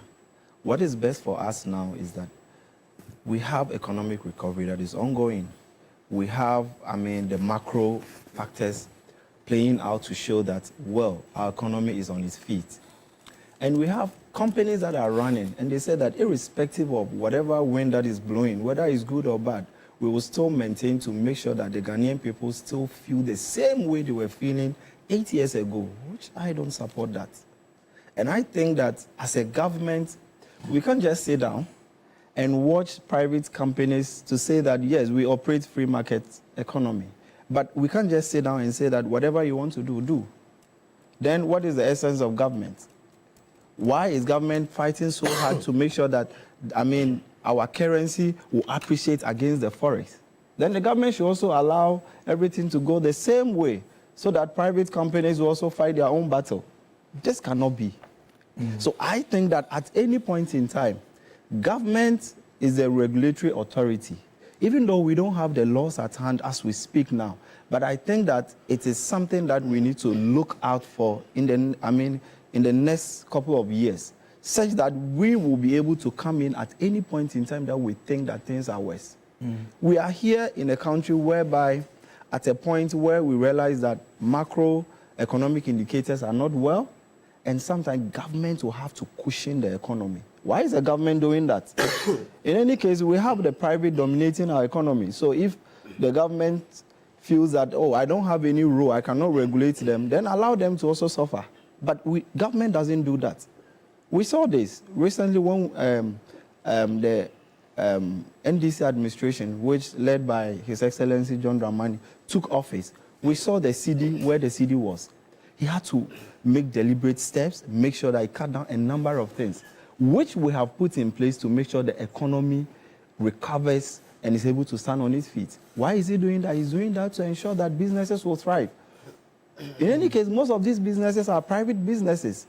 A number of them are foreign-owned. We have indigenous businesses owned by Ghanaian people, but a number of the businesses you see, you go to ShopRite, you go to, all these are foreign-based companies. So would the government sit aloof and say that because these companies are not, owned by Ghanaians, they are not owned by government, so I have to just allow the system to play? That is what my brother is saying. There are those who make the argument in response to you that, from one thing that I enjoyed reading many years ago when I was reading a bit about Nkrumah's idea of socialism and everything, is the point that there are some goods that you consider to be necessities, and so you don't want the price to go up anyhow, and so the government controls those ones. That's why the government owns and manages ECG. That is how the Ghana Water Company Limited exists. Right. So the question now becomes that if you consider this to be a necessity and you want to control it the way you ought to, then you ought to provide an alternative. So because it's not enough to simply say that you're not concerned about what people who may come in. There's also the potential that the one that is in, if he goes out, we don't have an alternative that fits the current service they provide. You agree with that? Yes, I share with you in that regard. But what I also want to say is that, let's start from the beginning. How did we get where we are now? If you look at the release from MultiChoice, you see that in April 2022, there was price adjustment. And they listed reasons why they are giving the price adjustment. And you look at CD depreciation, they quoted 64.4% of the depreciation of our currency. They spoke about the hike in fuel prices being 58.8%. They talk about electricity tariffs. These are things that, as at now that we are talking, in terms of fuel prices, it has come down. In terms of, our CD, the CD is now stronger to be able to fight the forex. And so the same factors that you use in 2022 to appeal to Ghanaians that our economy is broken down beyond repair, and so you want to make sure that you are able to break even. And because of that, they should allow you to increase your service charges for, a whopping 19%. That same factors are doing well now. And that is what the minister is saying, that looking at what you proposed some years ago for you to increase whatever service charge that you were giving to the Ghanaian people, these factors look good. And so go back into the books, look at it and see what you can do. But just this year in April, there was a price increment. If the minister goes ahead to issue the suspension, if the suspension is done by the NCA on August 7, you agree that, I mean, I'm told, for those who know the football, I'm told the community show is around the corner.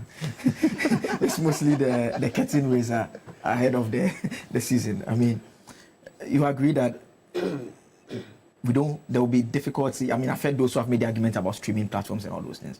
But the kind of one-stop shop service that is provided, there will be a challenge. You agree with that? Yes. And let me make this clear. Because, see, if you want to always look at what are going to be the consequences of your action in the short term, then you will never make any decision.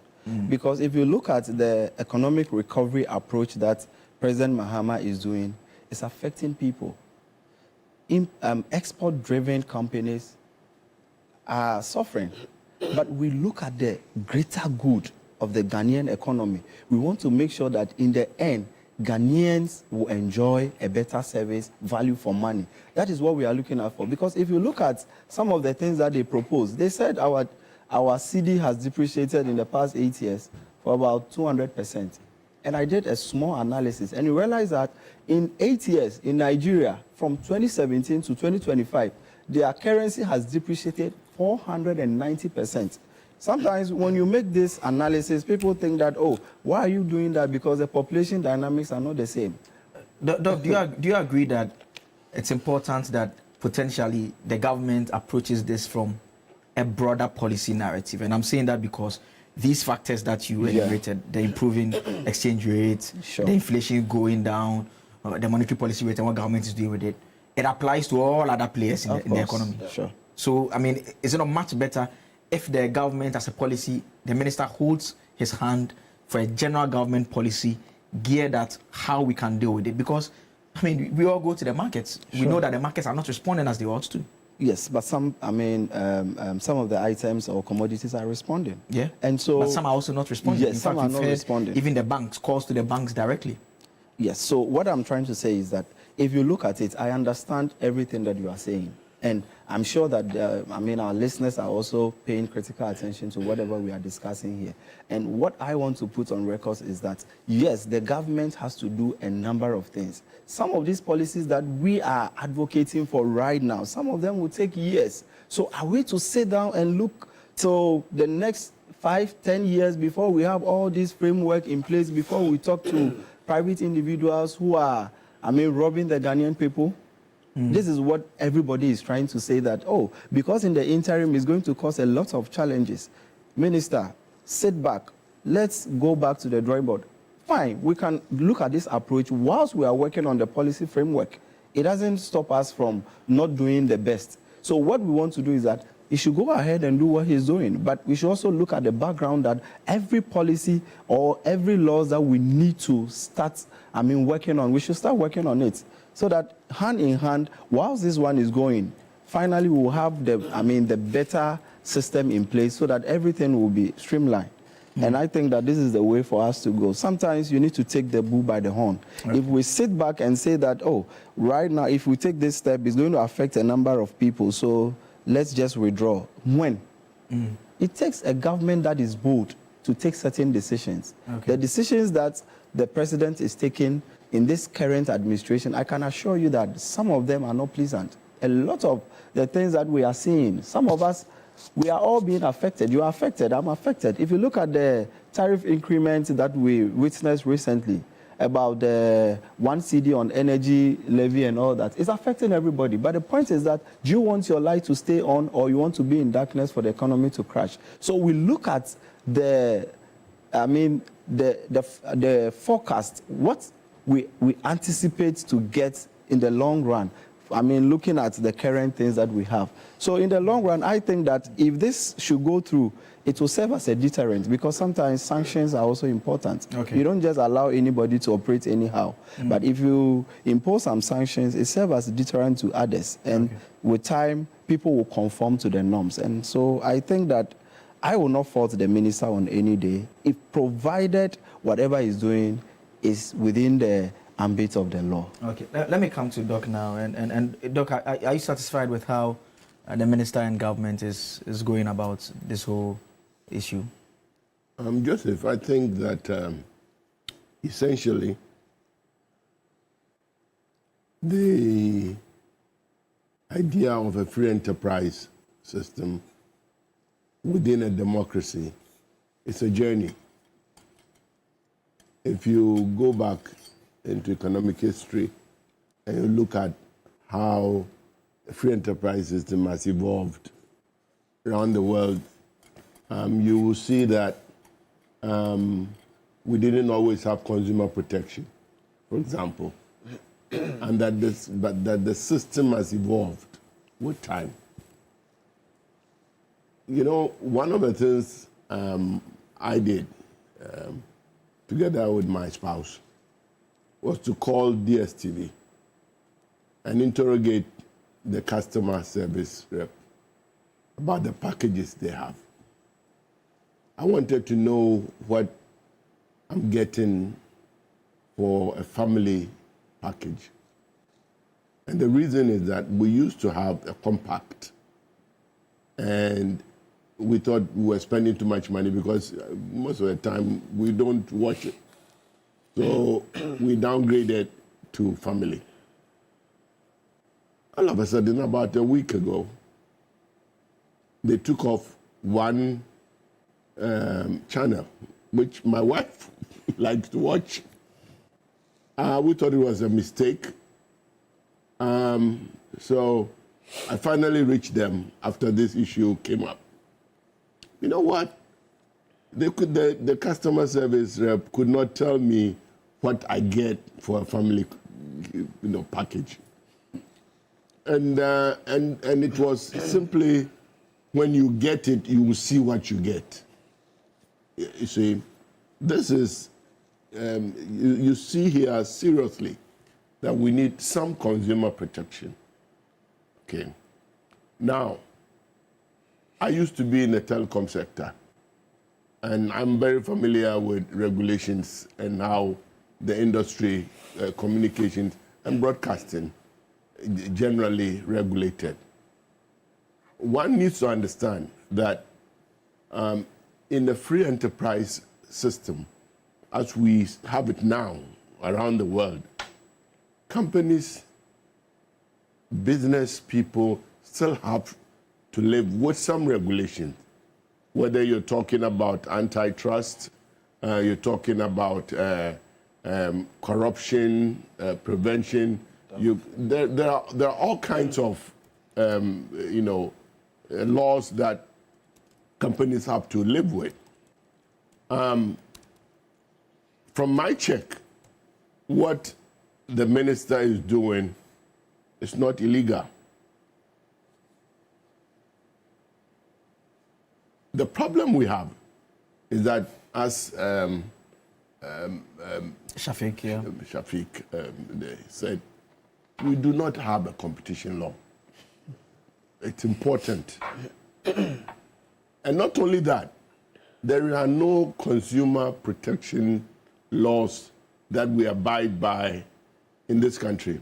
Our brother Kofi Kapito's outfit is private. It is not backed by law. So this is a call, a wake-up call to our parliament. I checked the manifesto of the NDC, and I saw that in there they talk about competition law. So I expect that we will have a competition law in the very near future. And I think this is a wake-up call really to get to consumer protection. It is instructive to note that in Nigeria, the changes that they were able to get in Nigeria, the changes that they were able to get in Nigeria were changes that were canvassed by consumers. But in Ghana, it looks as if consumers are so powerless that we need a minister to champion our cause. Yes, it's his job, and I think that we can't fault him for doing that. But while we're doing that, I think his colleagues in Parliament, the executive branch or whatever, all of us should come together and ensure that within the shortest possible time, we have competition laws in this country, and we also have laws that protect the consumer. Okay. If you go to, you take your car to the mechanic in Ghana, and the mechanic ruins your vehicle, you're on your own. If you go into a shop and buy something and you take it home and it is not fit for the purpose that you bought it for, essentially you are on your own. Even though we have laws on our books that protect you, you know how many of us enforce it? So we really need to look at consumer protection. For now, for me personally, given what I know about our situation, and especially the fact that we have Ghanaians who are taking subscriptions, cross-border subscriptions in Nigeria, I think given what is on the ground, I say kudos to the minister. I think that this should be the beginning of a transformation, competition landscape, and of a process to make sure that the consumer in Ghana is protected. And Doc, let me start the final round with you. I mean, the minister says that on August 7, if they don't respond, regulatory action will be taken. How should government approach August 7? I mean, what should happen in between now and then? I've heard some who have suggested that a high authority needs to intervene, maybe the presidency, the chief of staff, or someone, because of the potential impact and what it will be. Joseph, my experience with regulation and regulatory authorities is that today is the fifth, and 7th. It's a long time. Yes. Oh, Doc, how? It is a long time. Because, Doc, someone like me. By now, they should be talking. If they, I think his name is Mr. Ochre. Yeah. Alex Ochre, I read about that. If he is serious, which I think he is, and a man of that stature, by now they should be talking to our minister. And so I don't think we should get to that place on the 7th. I really don't think we need to get there. I hope that by the 7th, there should be some accommodation. And I personally don't think it's even necessary for the presidency or the chief of staff to. This is a minister doing his job. We should leave him alone to do his job. He has supervisory responsibility for the NCA, and he's doing what he's required to do, at least for some of us who are consumers.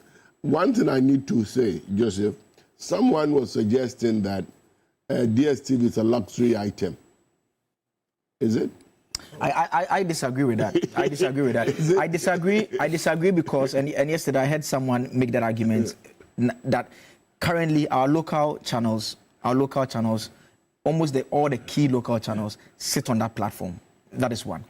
And secondly, by virtue of sitting on that platform, a lot of people, when they buy their TV and they are setting up their systems, instead of going for that DSTV and add something else. Once you get a DSTV, because you have the local channels in there, you don't even need the normal digital infrastructure. So you are basically you are watching TV3 and you are watching your EPL matches as well. But and so I would not consider it to be... In a broader framework, given the importance of information in a democracy, a growing one like ours, anyone who is broadcasting, feeding people information, with viewpoints, we need regulations. And information dissemination cannot be said to be a luxury item. Nobody should go there. I've seen them on Facebook. I saw someone comparing DSTV to Mercedes-Benzes. I mean, I think that is ridiculous. It is ridiculous. Let me come to Doc now. Doc, ahead of August 7, what should the approach be? I am still of the view that, Joseph, my brother here talked about short-term, long-term gains. I mean, if we're looking at long-term, right, there's a building consensus among all school of thoughts that we should have a consumer protection law. We should have an agency to enforce that. So I would have thought that the minister, being a member of parliament, as we know that he has championed a very supreme bill before in this country, should have championed that. You understand? And then I'm sure the argument could have been very constructive. But right now, you know, my brother has to know that we're living in a global village. You were talking about the 24-hour economy, the big push, and other whimsical industrial agendas. I mean, I'm not sure it's fair to describe it as whimsical. Well, that's not a fair description. No, well, I mean... You mean other promises? I mean, I think that we can stay with that. Well, Joseph... Because unless it is rolled out, we can't analyze it. Well, Joseph, I mean, we know that they are doing well, but I have to make sure that I put them on their toes. Yeah, you have to take off. No, but we always put them on their toes. Okay, so what I'm saying is that, look, let them put out a very robust policy in place, as we've all discussed. And based on what, I'm sure they are listening, they are gathering all what we are discussing, right? And ensure that they enforce all these recommendations that we have. Secondly, Joseph, we need to build up indigenous startups in this space. Your big push, your 24-hour economy should also tackle this space. And, you know, it baffles me when I wake up in the morning sometimes and I watch our local televisions and they are showing telenovelas against the interests of our creative arts industry. You understand? And so we need a holistic approach to ensure that there's deliberate investment and policies in place for the long-term benefit. Okay. Short-term, it might hurt us, it might hurt our reputation as, I would say, the gateway to Africa when it comes to investment. Because you know that the world, the disparity between the global north and south is about what? Capital, right? And we need capital flow in this country. If you look at the performance of the MPP, in 2023, Ghana's FDI flow was the lowest in 6 years. You understand? Yeah. So if we are going to put in some form of regulatory pressures to bring those FDIs down, it is a problem. We are living in a global village. Government needs foreign direct investment, whether we like it or not. As great as America is, as great as China is, they are all advocating for investments in their economies. And so if we begin to have pushes like this that seek to cripple the private sector, it is quite worrying. We believe that there should be an enterprise economy. As communist or as socialist China is, they practice an enterprise economy, but they do not even want to accept it. So they say that they practice socialism with Chinese characteristics.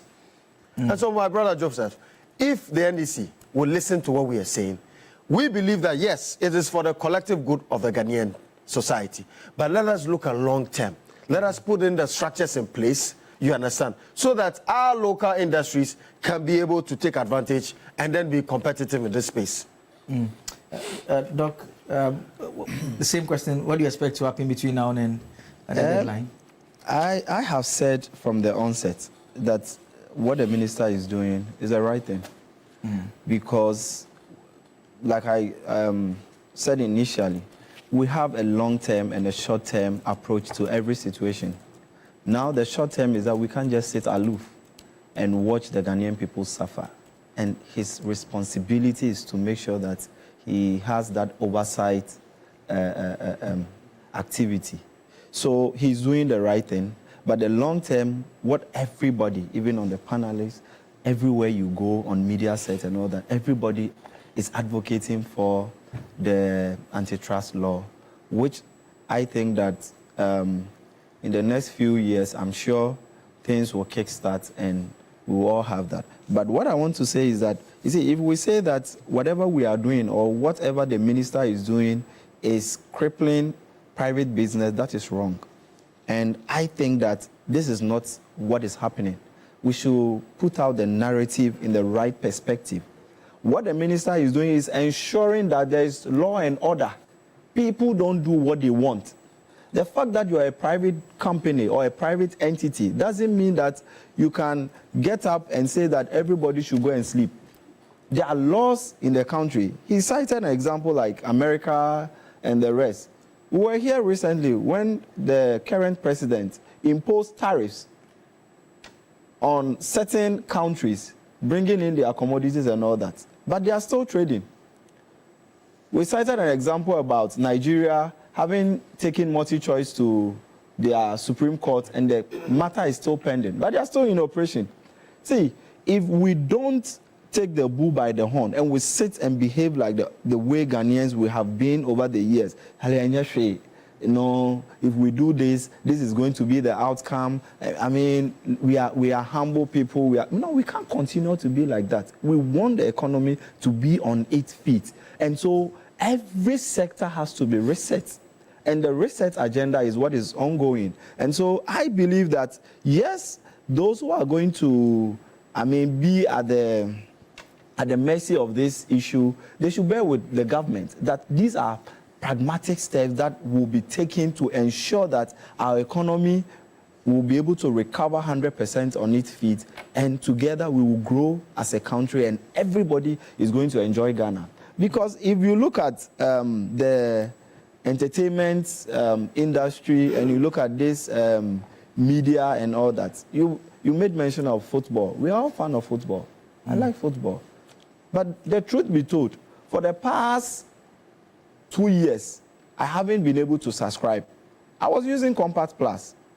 But with time, you see the price increment is going at a rate that you cannot catch up with it. And with issues about the economy, as at then, there's no way. I had to stop. So as at now, in my house, as I sit here and speak, I don't use DSTV. Why? Because I can get other alternatives. So like we said, the economy has improved. Your disposable income has I'm reconsidering, but they are still increasing the price, and that is what we are discussing this morning. So if they continue like that, then there will be, no way going back. What I want to say is that there are other options. People are now resorting to other means. So the issue about competition is ongoing. Just that it hasn't become something that everybody is aware of. Now, if you look at people are streaming Netflix, they are doing this. A lot of people now don't follow. Not everybody is a football fan. Yeah. So some of us, or those who are not football fans, they prefer watching movies, they prefer watching some shows and programs. And so they resort to Netflix, they resort to Prime Videos and all that.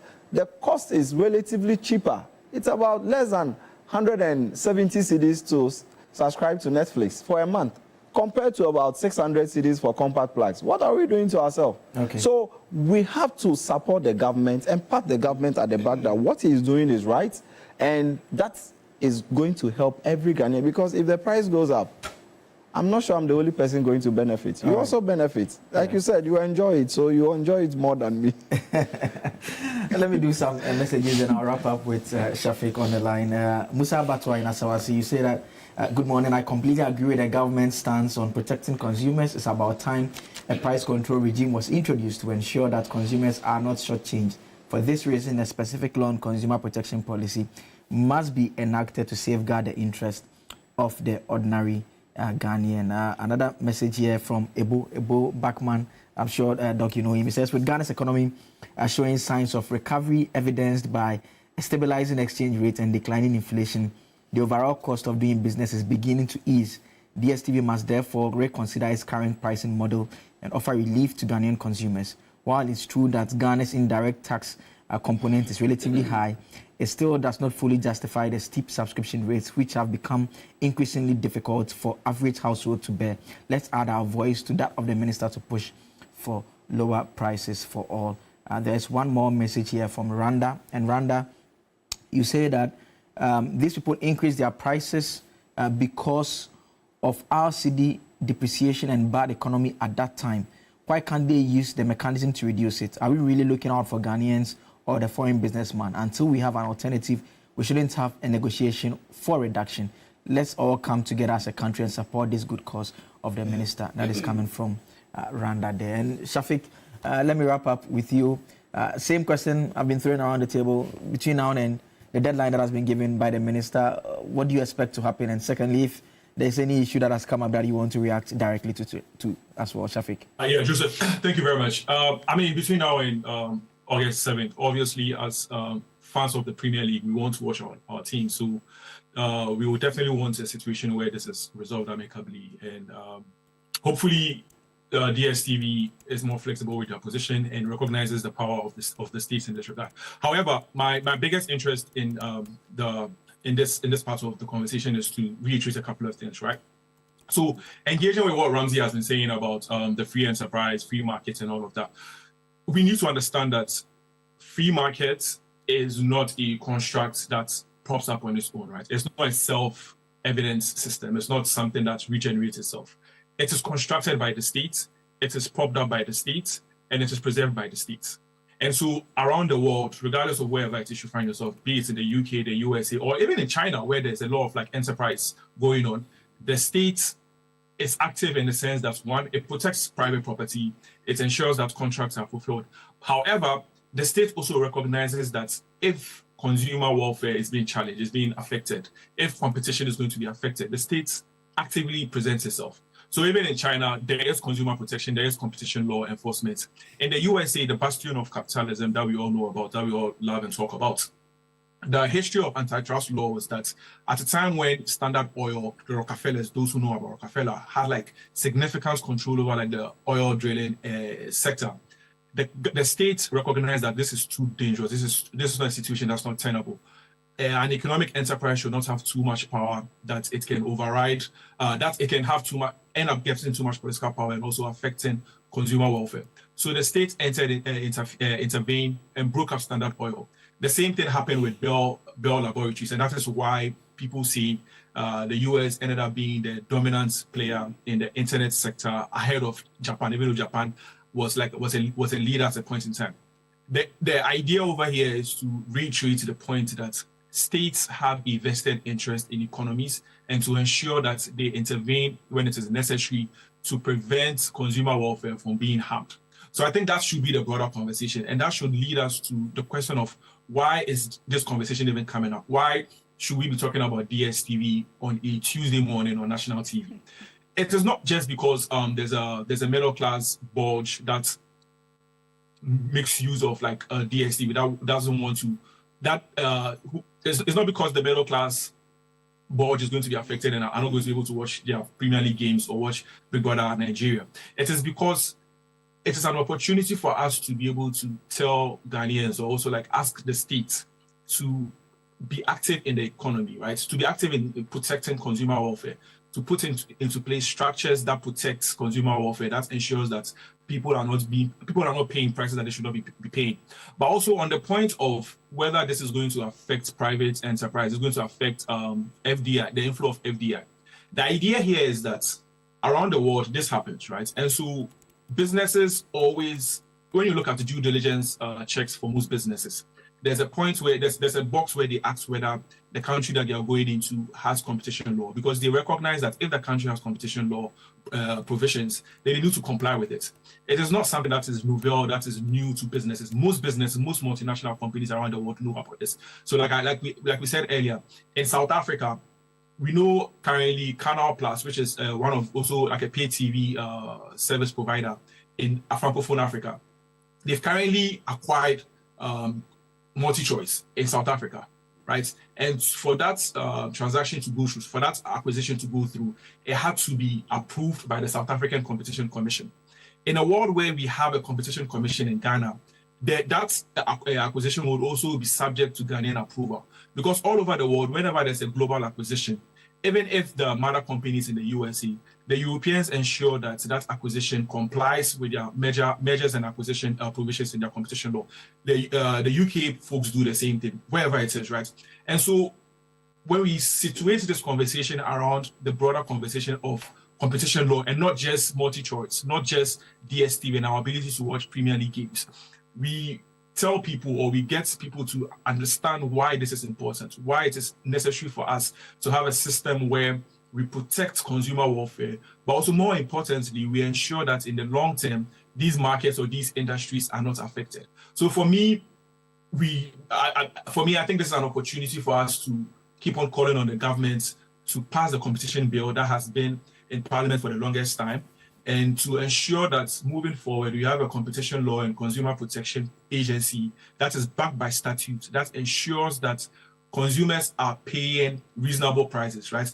And also the point is that when we have this in place, we are not going to be just looking just at the macroeconomic indicators, because there's a world where the dollar can still go up and a company can still be engaging in actions that breach a competition law provision. So generally, competition law has like vertical and horizontal approach. So the vertical approach is mainly when the company has like almost like dominance in the sector and is able to like abuse its position to affect consumer welfare. And the horizontal approach is where you have several players in the sector and they collude to ensure that one, prices go up, and two, quantity is reduced. Consumer protection law and competition law specifically, is able to come in and say, okay, you are engaging in activities that harms consumer welfare, that is against competition. So that way, we're able to get more outcome, like we're able to get more optimal outcome than just this, than limiting it to just a conversation of, okay, is DSTV cheating us because the dollar has gone up or the dollar has gone down? That, I think, is not just the conversation. The conversation needs to be brought up.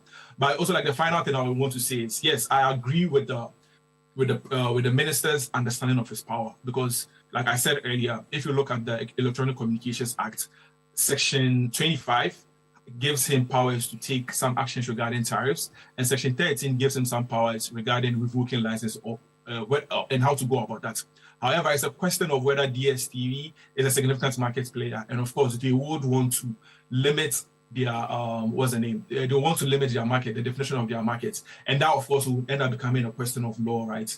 But we don't want that. We want a situation where we can resolve this more amicably. And that's why I think it's very important for us broadly to have this competition law and also consumer protection law. And so that a lot of these things will be backed by statute, and we'll get more transparency and more clarity regarding how to go about these things. Yeah. Okay.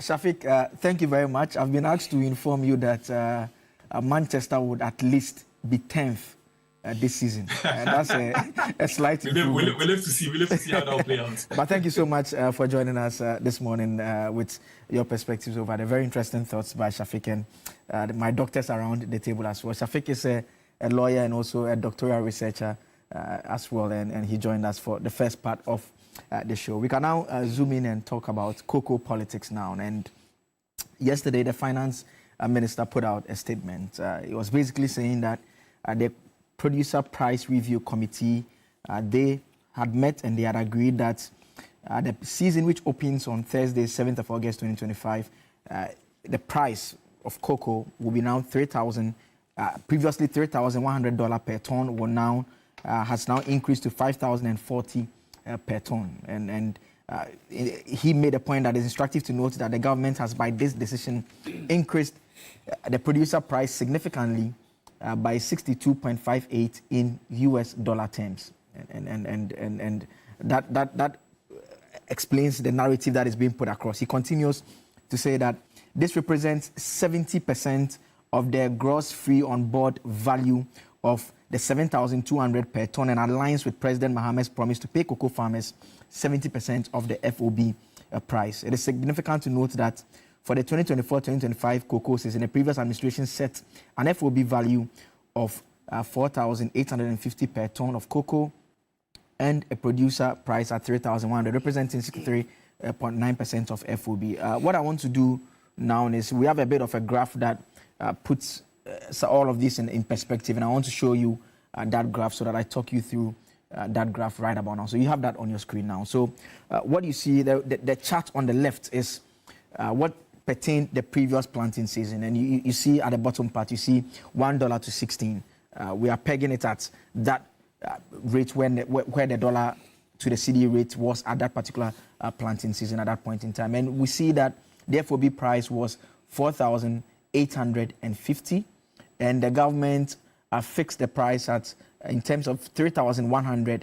And so that meant that what they were earning was around 63 in terms of the price value. The price value was 63.9%, as against the government keeping 36.1%. And so they fixed the price value at $3,100. Now, if everything had been made constant and this increment had come in terms of the cedi rate particularly, and it's important you pay attention to the $1 to the 16 cedis, it would have meant that the farmers would have been better off. But for now, by the grace of God and by the grace of the good work done by the government so far, the cedi has appreciated, and that has created a situation where we are looking at 10.4 to $1. And that has meant that in terms of the price going up 62.58 in terms of dollar, we are seeing a decline. And so the farmers could have benefited if the rate had been constant. They are losing 1,803 cedis. And so if you now in the long term eventually compare the price, if you compare the price per bag, you only see a difference from 3,100 cedis to 3,228.75 cedis. And that gives you a difference of 128.75. And I want to read to you the justification that the minister gives for what factors went into this pricing. And he makes the point that it is, he explains that there are contractual agreements from the previous year which they took into consideration in fixing the price. And he says that the gross FOB value was arrived at using outstanding cocoa contracts of about 100,000 tons, sold at 2,600 per ton in the 2023-2024 crop season, an average forecast for the 2025-2026 crop season as well. And so there are some of the products that we've already sold, basically, that we've not supplied as well. And so that comes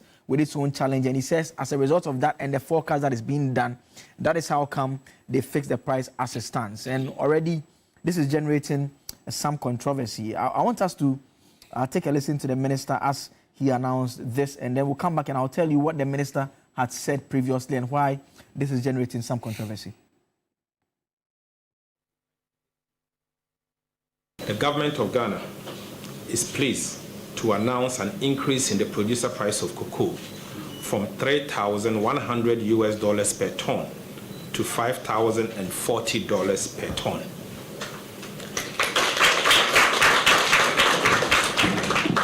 It is instructive to note that the government has, by this decision, increased the producer price significantly by 62.58% in US dollar terms. This increase in the producer price represents 70% of the gross free on board value of $7,200 per ton and aligns with the NDC's manifesto and President Mohammed's promise to pay the cocoa farmer 70% of the FOB price. It is significant to note that for the 2024 and 2025 crop season, the previous administration set an FOB value of $4,850 per ton of cocoa and the producer price at $3,100 per ton, representing 63.9% of the FOB price, even though the world market price at the time was much better than today. And for emphasis, between 2024 and 2025, the previous administration set the FOB value at $4,850 per ton, even though the world market price condition was far favorable than today, whilst today we've set the FOB value at $7,200. The gross FOB value was arrived at using the outstanding cocoa contract of about 100,000 tons, sold at $2,600 per ton in the 2023 and 2024 crop season, and average forecast for the 2025 and 2026 crop season. We arrived at the 7,200 FOB price after we took into consideration 100,000 tons of cocoa contracts sold at $2,600 per ton for the 2023 and 2024 crop season, and an average forecast for the 2025 and 2026 crop season. That is Dr. Cassiel Atuforsen, the minister responsible for finance. And there's a story online, January 2025, and the headline is, I'll raise the price of cocoa from 3,100 to 6,000 per bag in my capacity as finance minister. And this is what the finance minister is quoted as saying. He says, cocoa farmers are the backbone of our economy. He says, compensation, raising the price to 6,000 cedis per bag will improve their standard of living and encourage additional funding for the industry. Farmers who grow cocoa all around the nation have expressed relief and hope. And that is what the minister had told our stakeholders. And you can find the story online. I'll raise the price of cocoa from 3,100 to 6,000 per bag in my capacity as finance minister. And I want to start with Dr. Ntiamwa on this subject matter. I mean,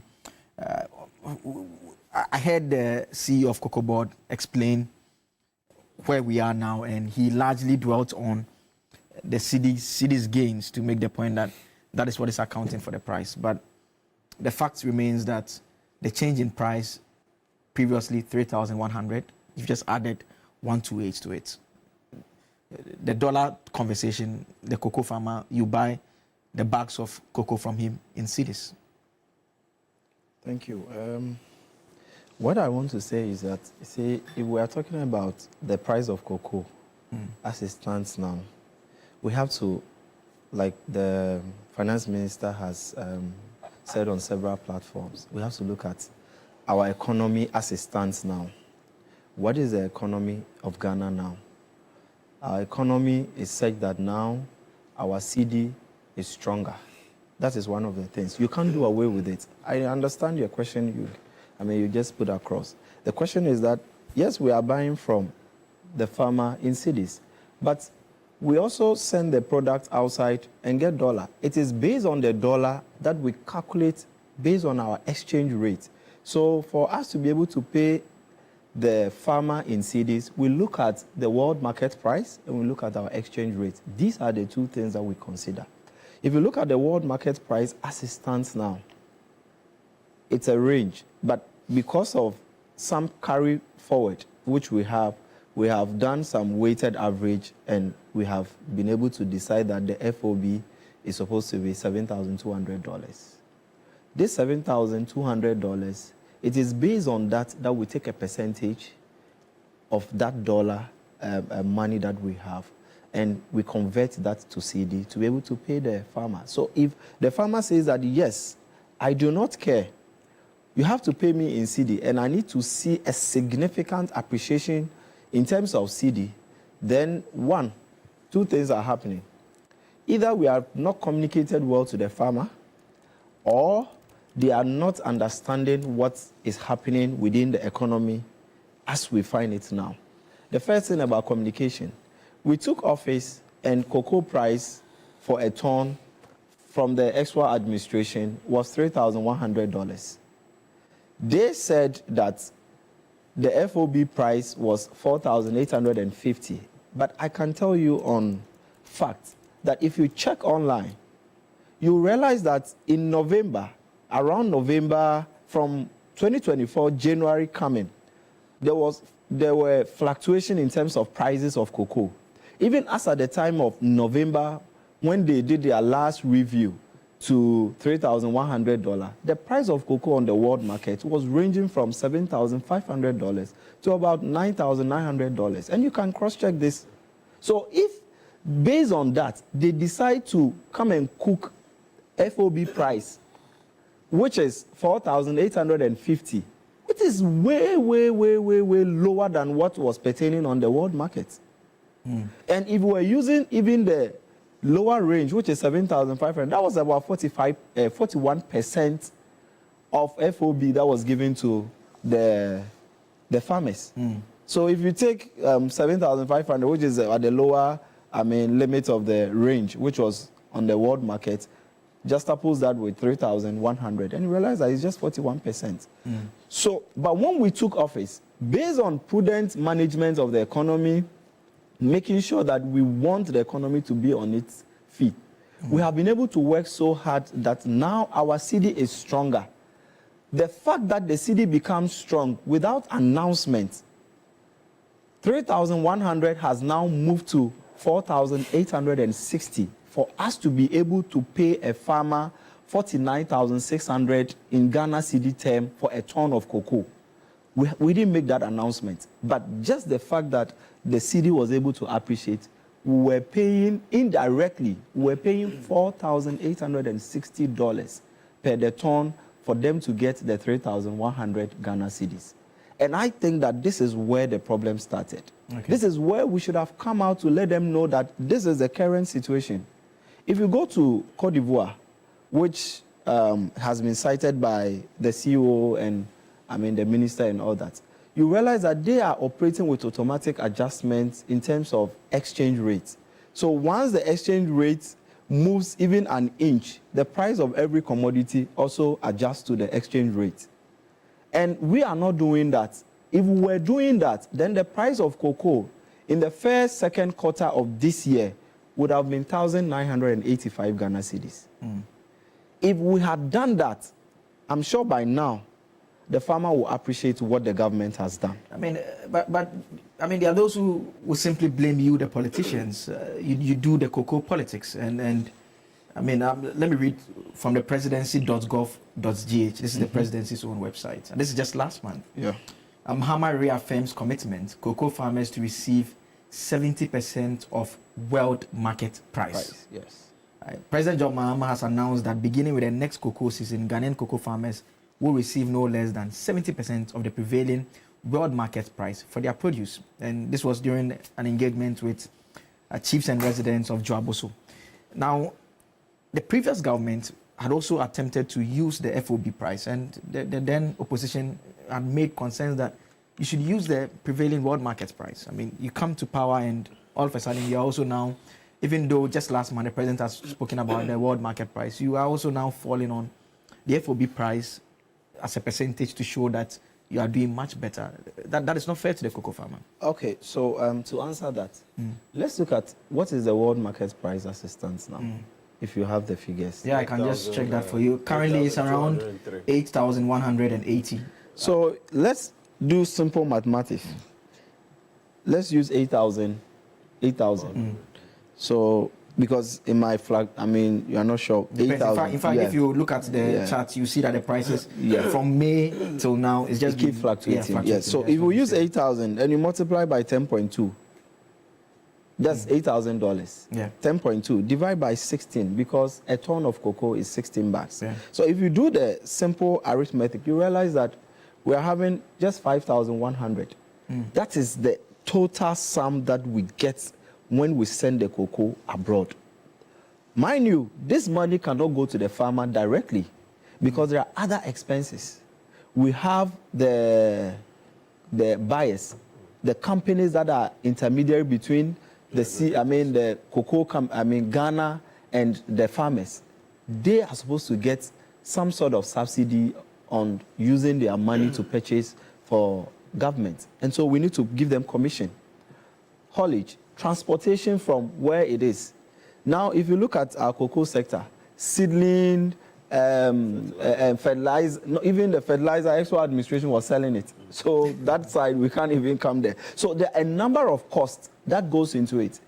According to the CEO, he mentioned that these unexpected overhead costs is around $900 and beyond. So if you take $900, multiply by our current this and deduct from it and see that will the farmer so end the 6,000 the minority is talking about. Yeah, but the truth is when that you were promising to take it to 6,000 per bag, you didn't do all of this analysis. No, when we were promising, let's make this very clear.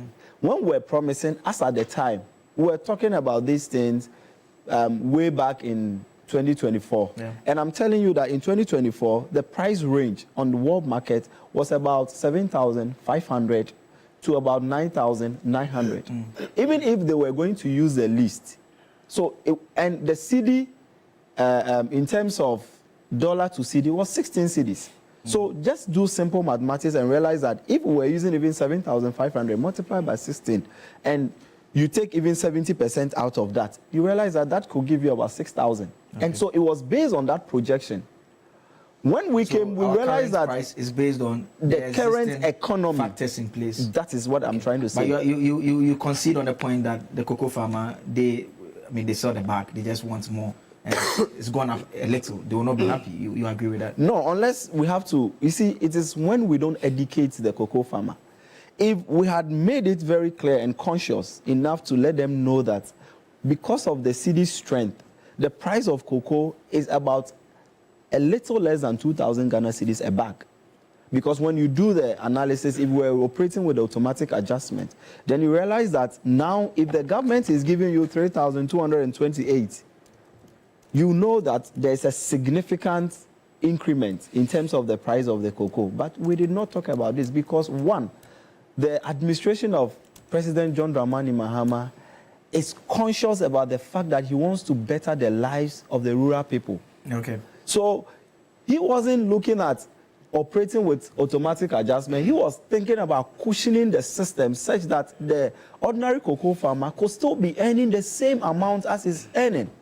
We've seen in private companies, those who were, export-driven in terms of their operations, their revenue has come down in terms of Ghana cedis.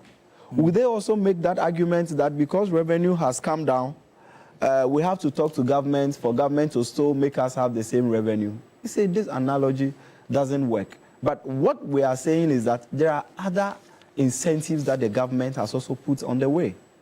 Now we are bringing back the free fertilizer, whereby, because if you check the price of fertilizer, I was doing that on Gigi.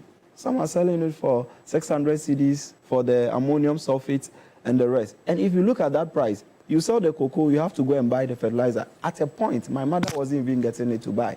Okay. So we are making sure that in as much as the economy has become very stable and strong, riding on the back of the cedis appreciation, it will affect a number of things that is export dependent. Okay. And so because of that, we need to also do deliberate interventions to make sure that we ease some pressures on the local cocoa farmer, by making sure that we supply them with some fertilizers for free, to also make sure that we provide scholarship schemes. Because if you go to the villages, to end up, to the villages, you realize that most of the cocoa farmers, they don't end up in schools because they are some way, somehow become labor or laborers to the farm and they work and all that. They claim that the money is not sufficient to take them that far. The president has seen the need to institute something like that that will help them and make their lives better. Okay. And so I think that we are on the right path.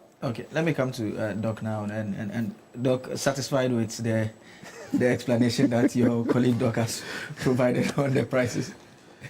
Well, you see the difference between politics and the reality. There's always a big disparity.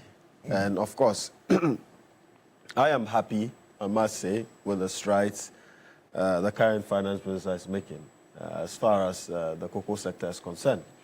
Joseph, if you look at our cocoa industry, cocoa contributes to 15% to 20% of our GDP. So it is quite significant to Ghana, right? Part of the strides that they've made and, the initiatives that they've introduced that I quite admire, talk about even the cocoa or chocolate diplomacy led by the president, where he showed love to the people of Palestine, really touched a lot of Pan-Africans. And I must commend President Mahama for that kind gesture, indeed, cocoa diplomacy. And I think that is the way we should take our diplomacy towards a next level. Joseph, in as much as we celebrate these gains as Ghanaians, there are fundamental structural issues that bedevils our cocoa sector. And we have to really confront these issues head on. If you look at the data of 2024 in regards to our cocoa crisis, Ghana lost 1/3 of its total cocoa due to smuggling. Right? And so if you look at the price disparity between Ghana, Cote d'Ivoire, and Togo, a lot of these smugglers make money, double what do you call it, cocoa farmers make here locally, right? And we believe that government ought to bring in deliberate policies in place to be able to mitigate this crisis. Because the surge of cocoa prices in the global market is because Ghana and Ivory Coast collectively cannot supply and meet the demand. And you know, when demand is more than supply, prices will definitely increase. And these are driven by the disease, the swollen stem shoot virus that affects our cocoa crops. I think that Ghana has been well endowed with cocoa, and we should invest in research and development, right? In biotechnology and how we can alter the genes of our cocoa trees so that it can mitigate these diseases. We don't have a robust cocoa research institute that can be able to propel research and development in this space. I think that they should look at that. Okay. Secondly, Cocoa Board. Cocoa Board, in my opinion, has become one of the most corrupt public policies in our public administration, right? And we are calling for a very robust forensic audit of Cocoa Board. We are calling for some rationalization when it comes to their financial auditing, because you know that their books are not checked by the finance ministry. It should be consolidated with that of the books of the government. And that Cocoa Board should not be that autonomous, in my opinion. Thirdly, Joseph, when it comes to the cocoa syndication loan, we believe that, right, and as you started in your preamble, that, yes, cocoa farmers do not ask you for dollars when you are buying their cocoa produce, right? We buy it in cedis. And the cocoa syndication loan should be abolished. I am glad that 2024, 2025, there hasn't been any attempt for government to raise. And, you know, the rationale behind them raising is that it supports our foreign exchange rates, right? But we can see that these 2 years that Cocoa Board is not borrowing, at least there's some form of stability when it comes to our forex. And so we believe that that argument is flawed. Instead of we syndicating for external loans to buy cocoa, we should introduce cocoa bonds, right? We should float cocoa bonds in our market, right? The Ghana Exchange, Stock Exchange is also there. We can be able to float shares of Cocoa Board so that Cocoa Board can raise capital from these shares, right, to purchase cocoa, support R&D in our cocoa industry. And indeed, one of the things I must commend this government for is that they have taken away the mandate of Cocoa Board to allocate cocoa roads construction to the Ministry of Roads and Highways. I think that is phenomenal, and we need to commend them with that. You understand? Yeah, let me end with you on that note, and let me come to Doc. And the point you made about rationalizing the expenditure and everything, I mean, it's one point that the IMF makes, and this is from the IMF document, just July, the review that the IMF did. And Doc, the IMF makes the point that Cocoa Board continues to implement its turnaround strategy with World Bank support. The strategy aims at restoring Cocoa Board's financial sustainability by strengthening financial oversight, 2, maintaining the producer price within the range of 60 to 70% of international prices to cover Cocoa Board's financial and operational costs. And this is the part that I want us to focus on. Rationalizing costs based on a functional review of Cocoa Board's departments and subsidiaries, phasing out quasi-fiscal activities, cocoa roads, and fertilizer programs. We've seen the government announce that they are bringing back the fertilizer program, which, from what the IMF is telling us, with what the World Bank is doing with the government, they ought to deal with it completely. I mean, how do we keep politics out of cocoa, such an important producer, and just run it as a business model? We cannot keep politics out of cocoa affairs. It's not possible. We have to be realistic. In terms of the IMF, we should always notice that an IMF program is a conversation. It's an ongoing conversation between the government and the IMF. There you can see that was 60 to 70%. The government announcement is 70% of the FOB. So it's a conversation. In terms of the management, financial oversight of Cocoa Board, I think again, so far, we've seen steps taken by this government to deal with issues in Cocoa Board. Not very long ago, I was reading about the containers and at the ports and all that, juice sacks and all that. So I think that there is much being done on that front. I think that for me, in the long run, I think that we will not, if you look at what is being done in other countries, Cote d'Ivoire, Sierra Leone, there will always be a Cocoa Board. We cannot have a system, given the importance of cocoa to our economy. It's not possible to have a system where farmers sell directly to international markets. What I think is essential is for the government to be in touch with the farmers, to keep them on board. And the farmers should be carried along in terms of what is going on. I think the research I've read is that sometimes they feel left out. A lot of them don't understand things like the forward sales that the government needs to do. I think we should educate them, provide extension services, yes, quality assurance, the fertilizers, and all that.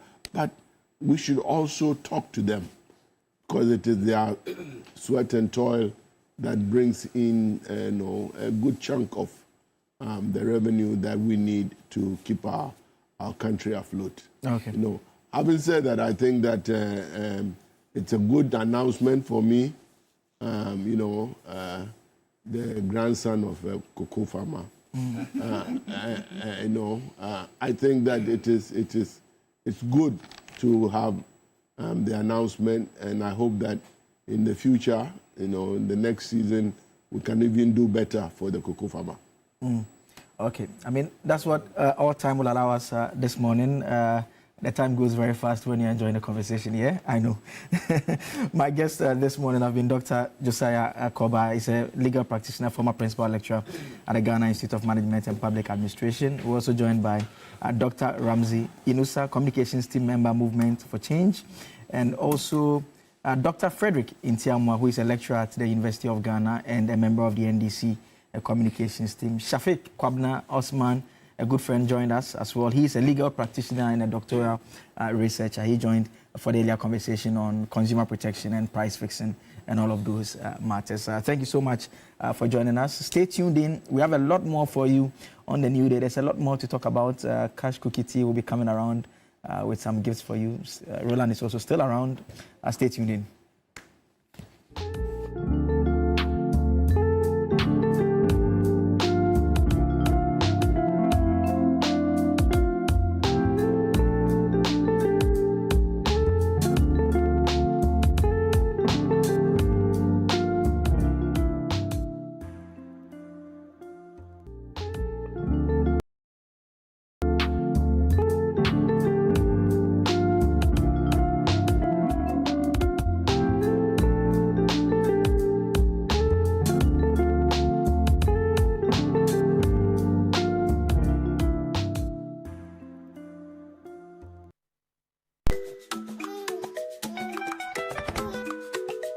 How may I help you today?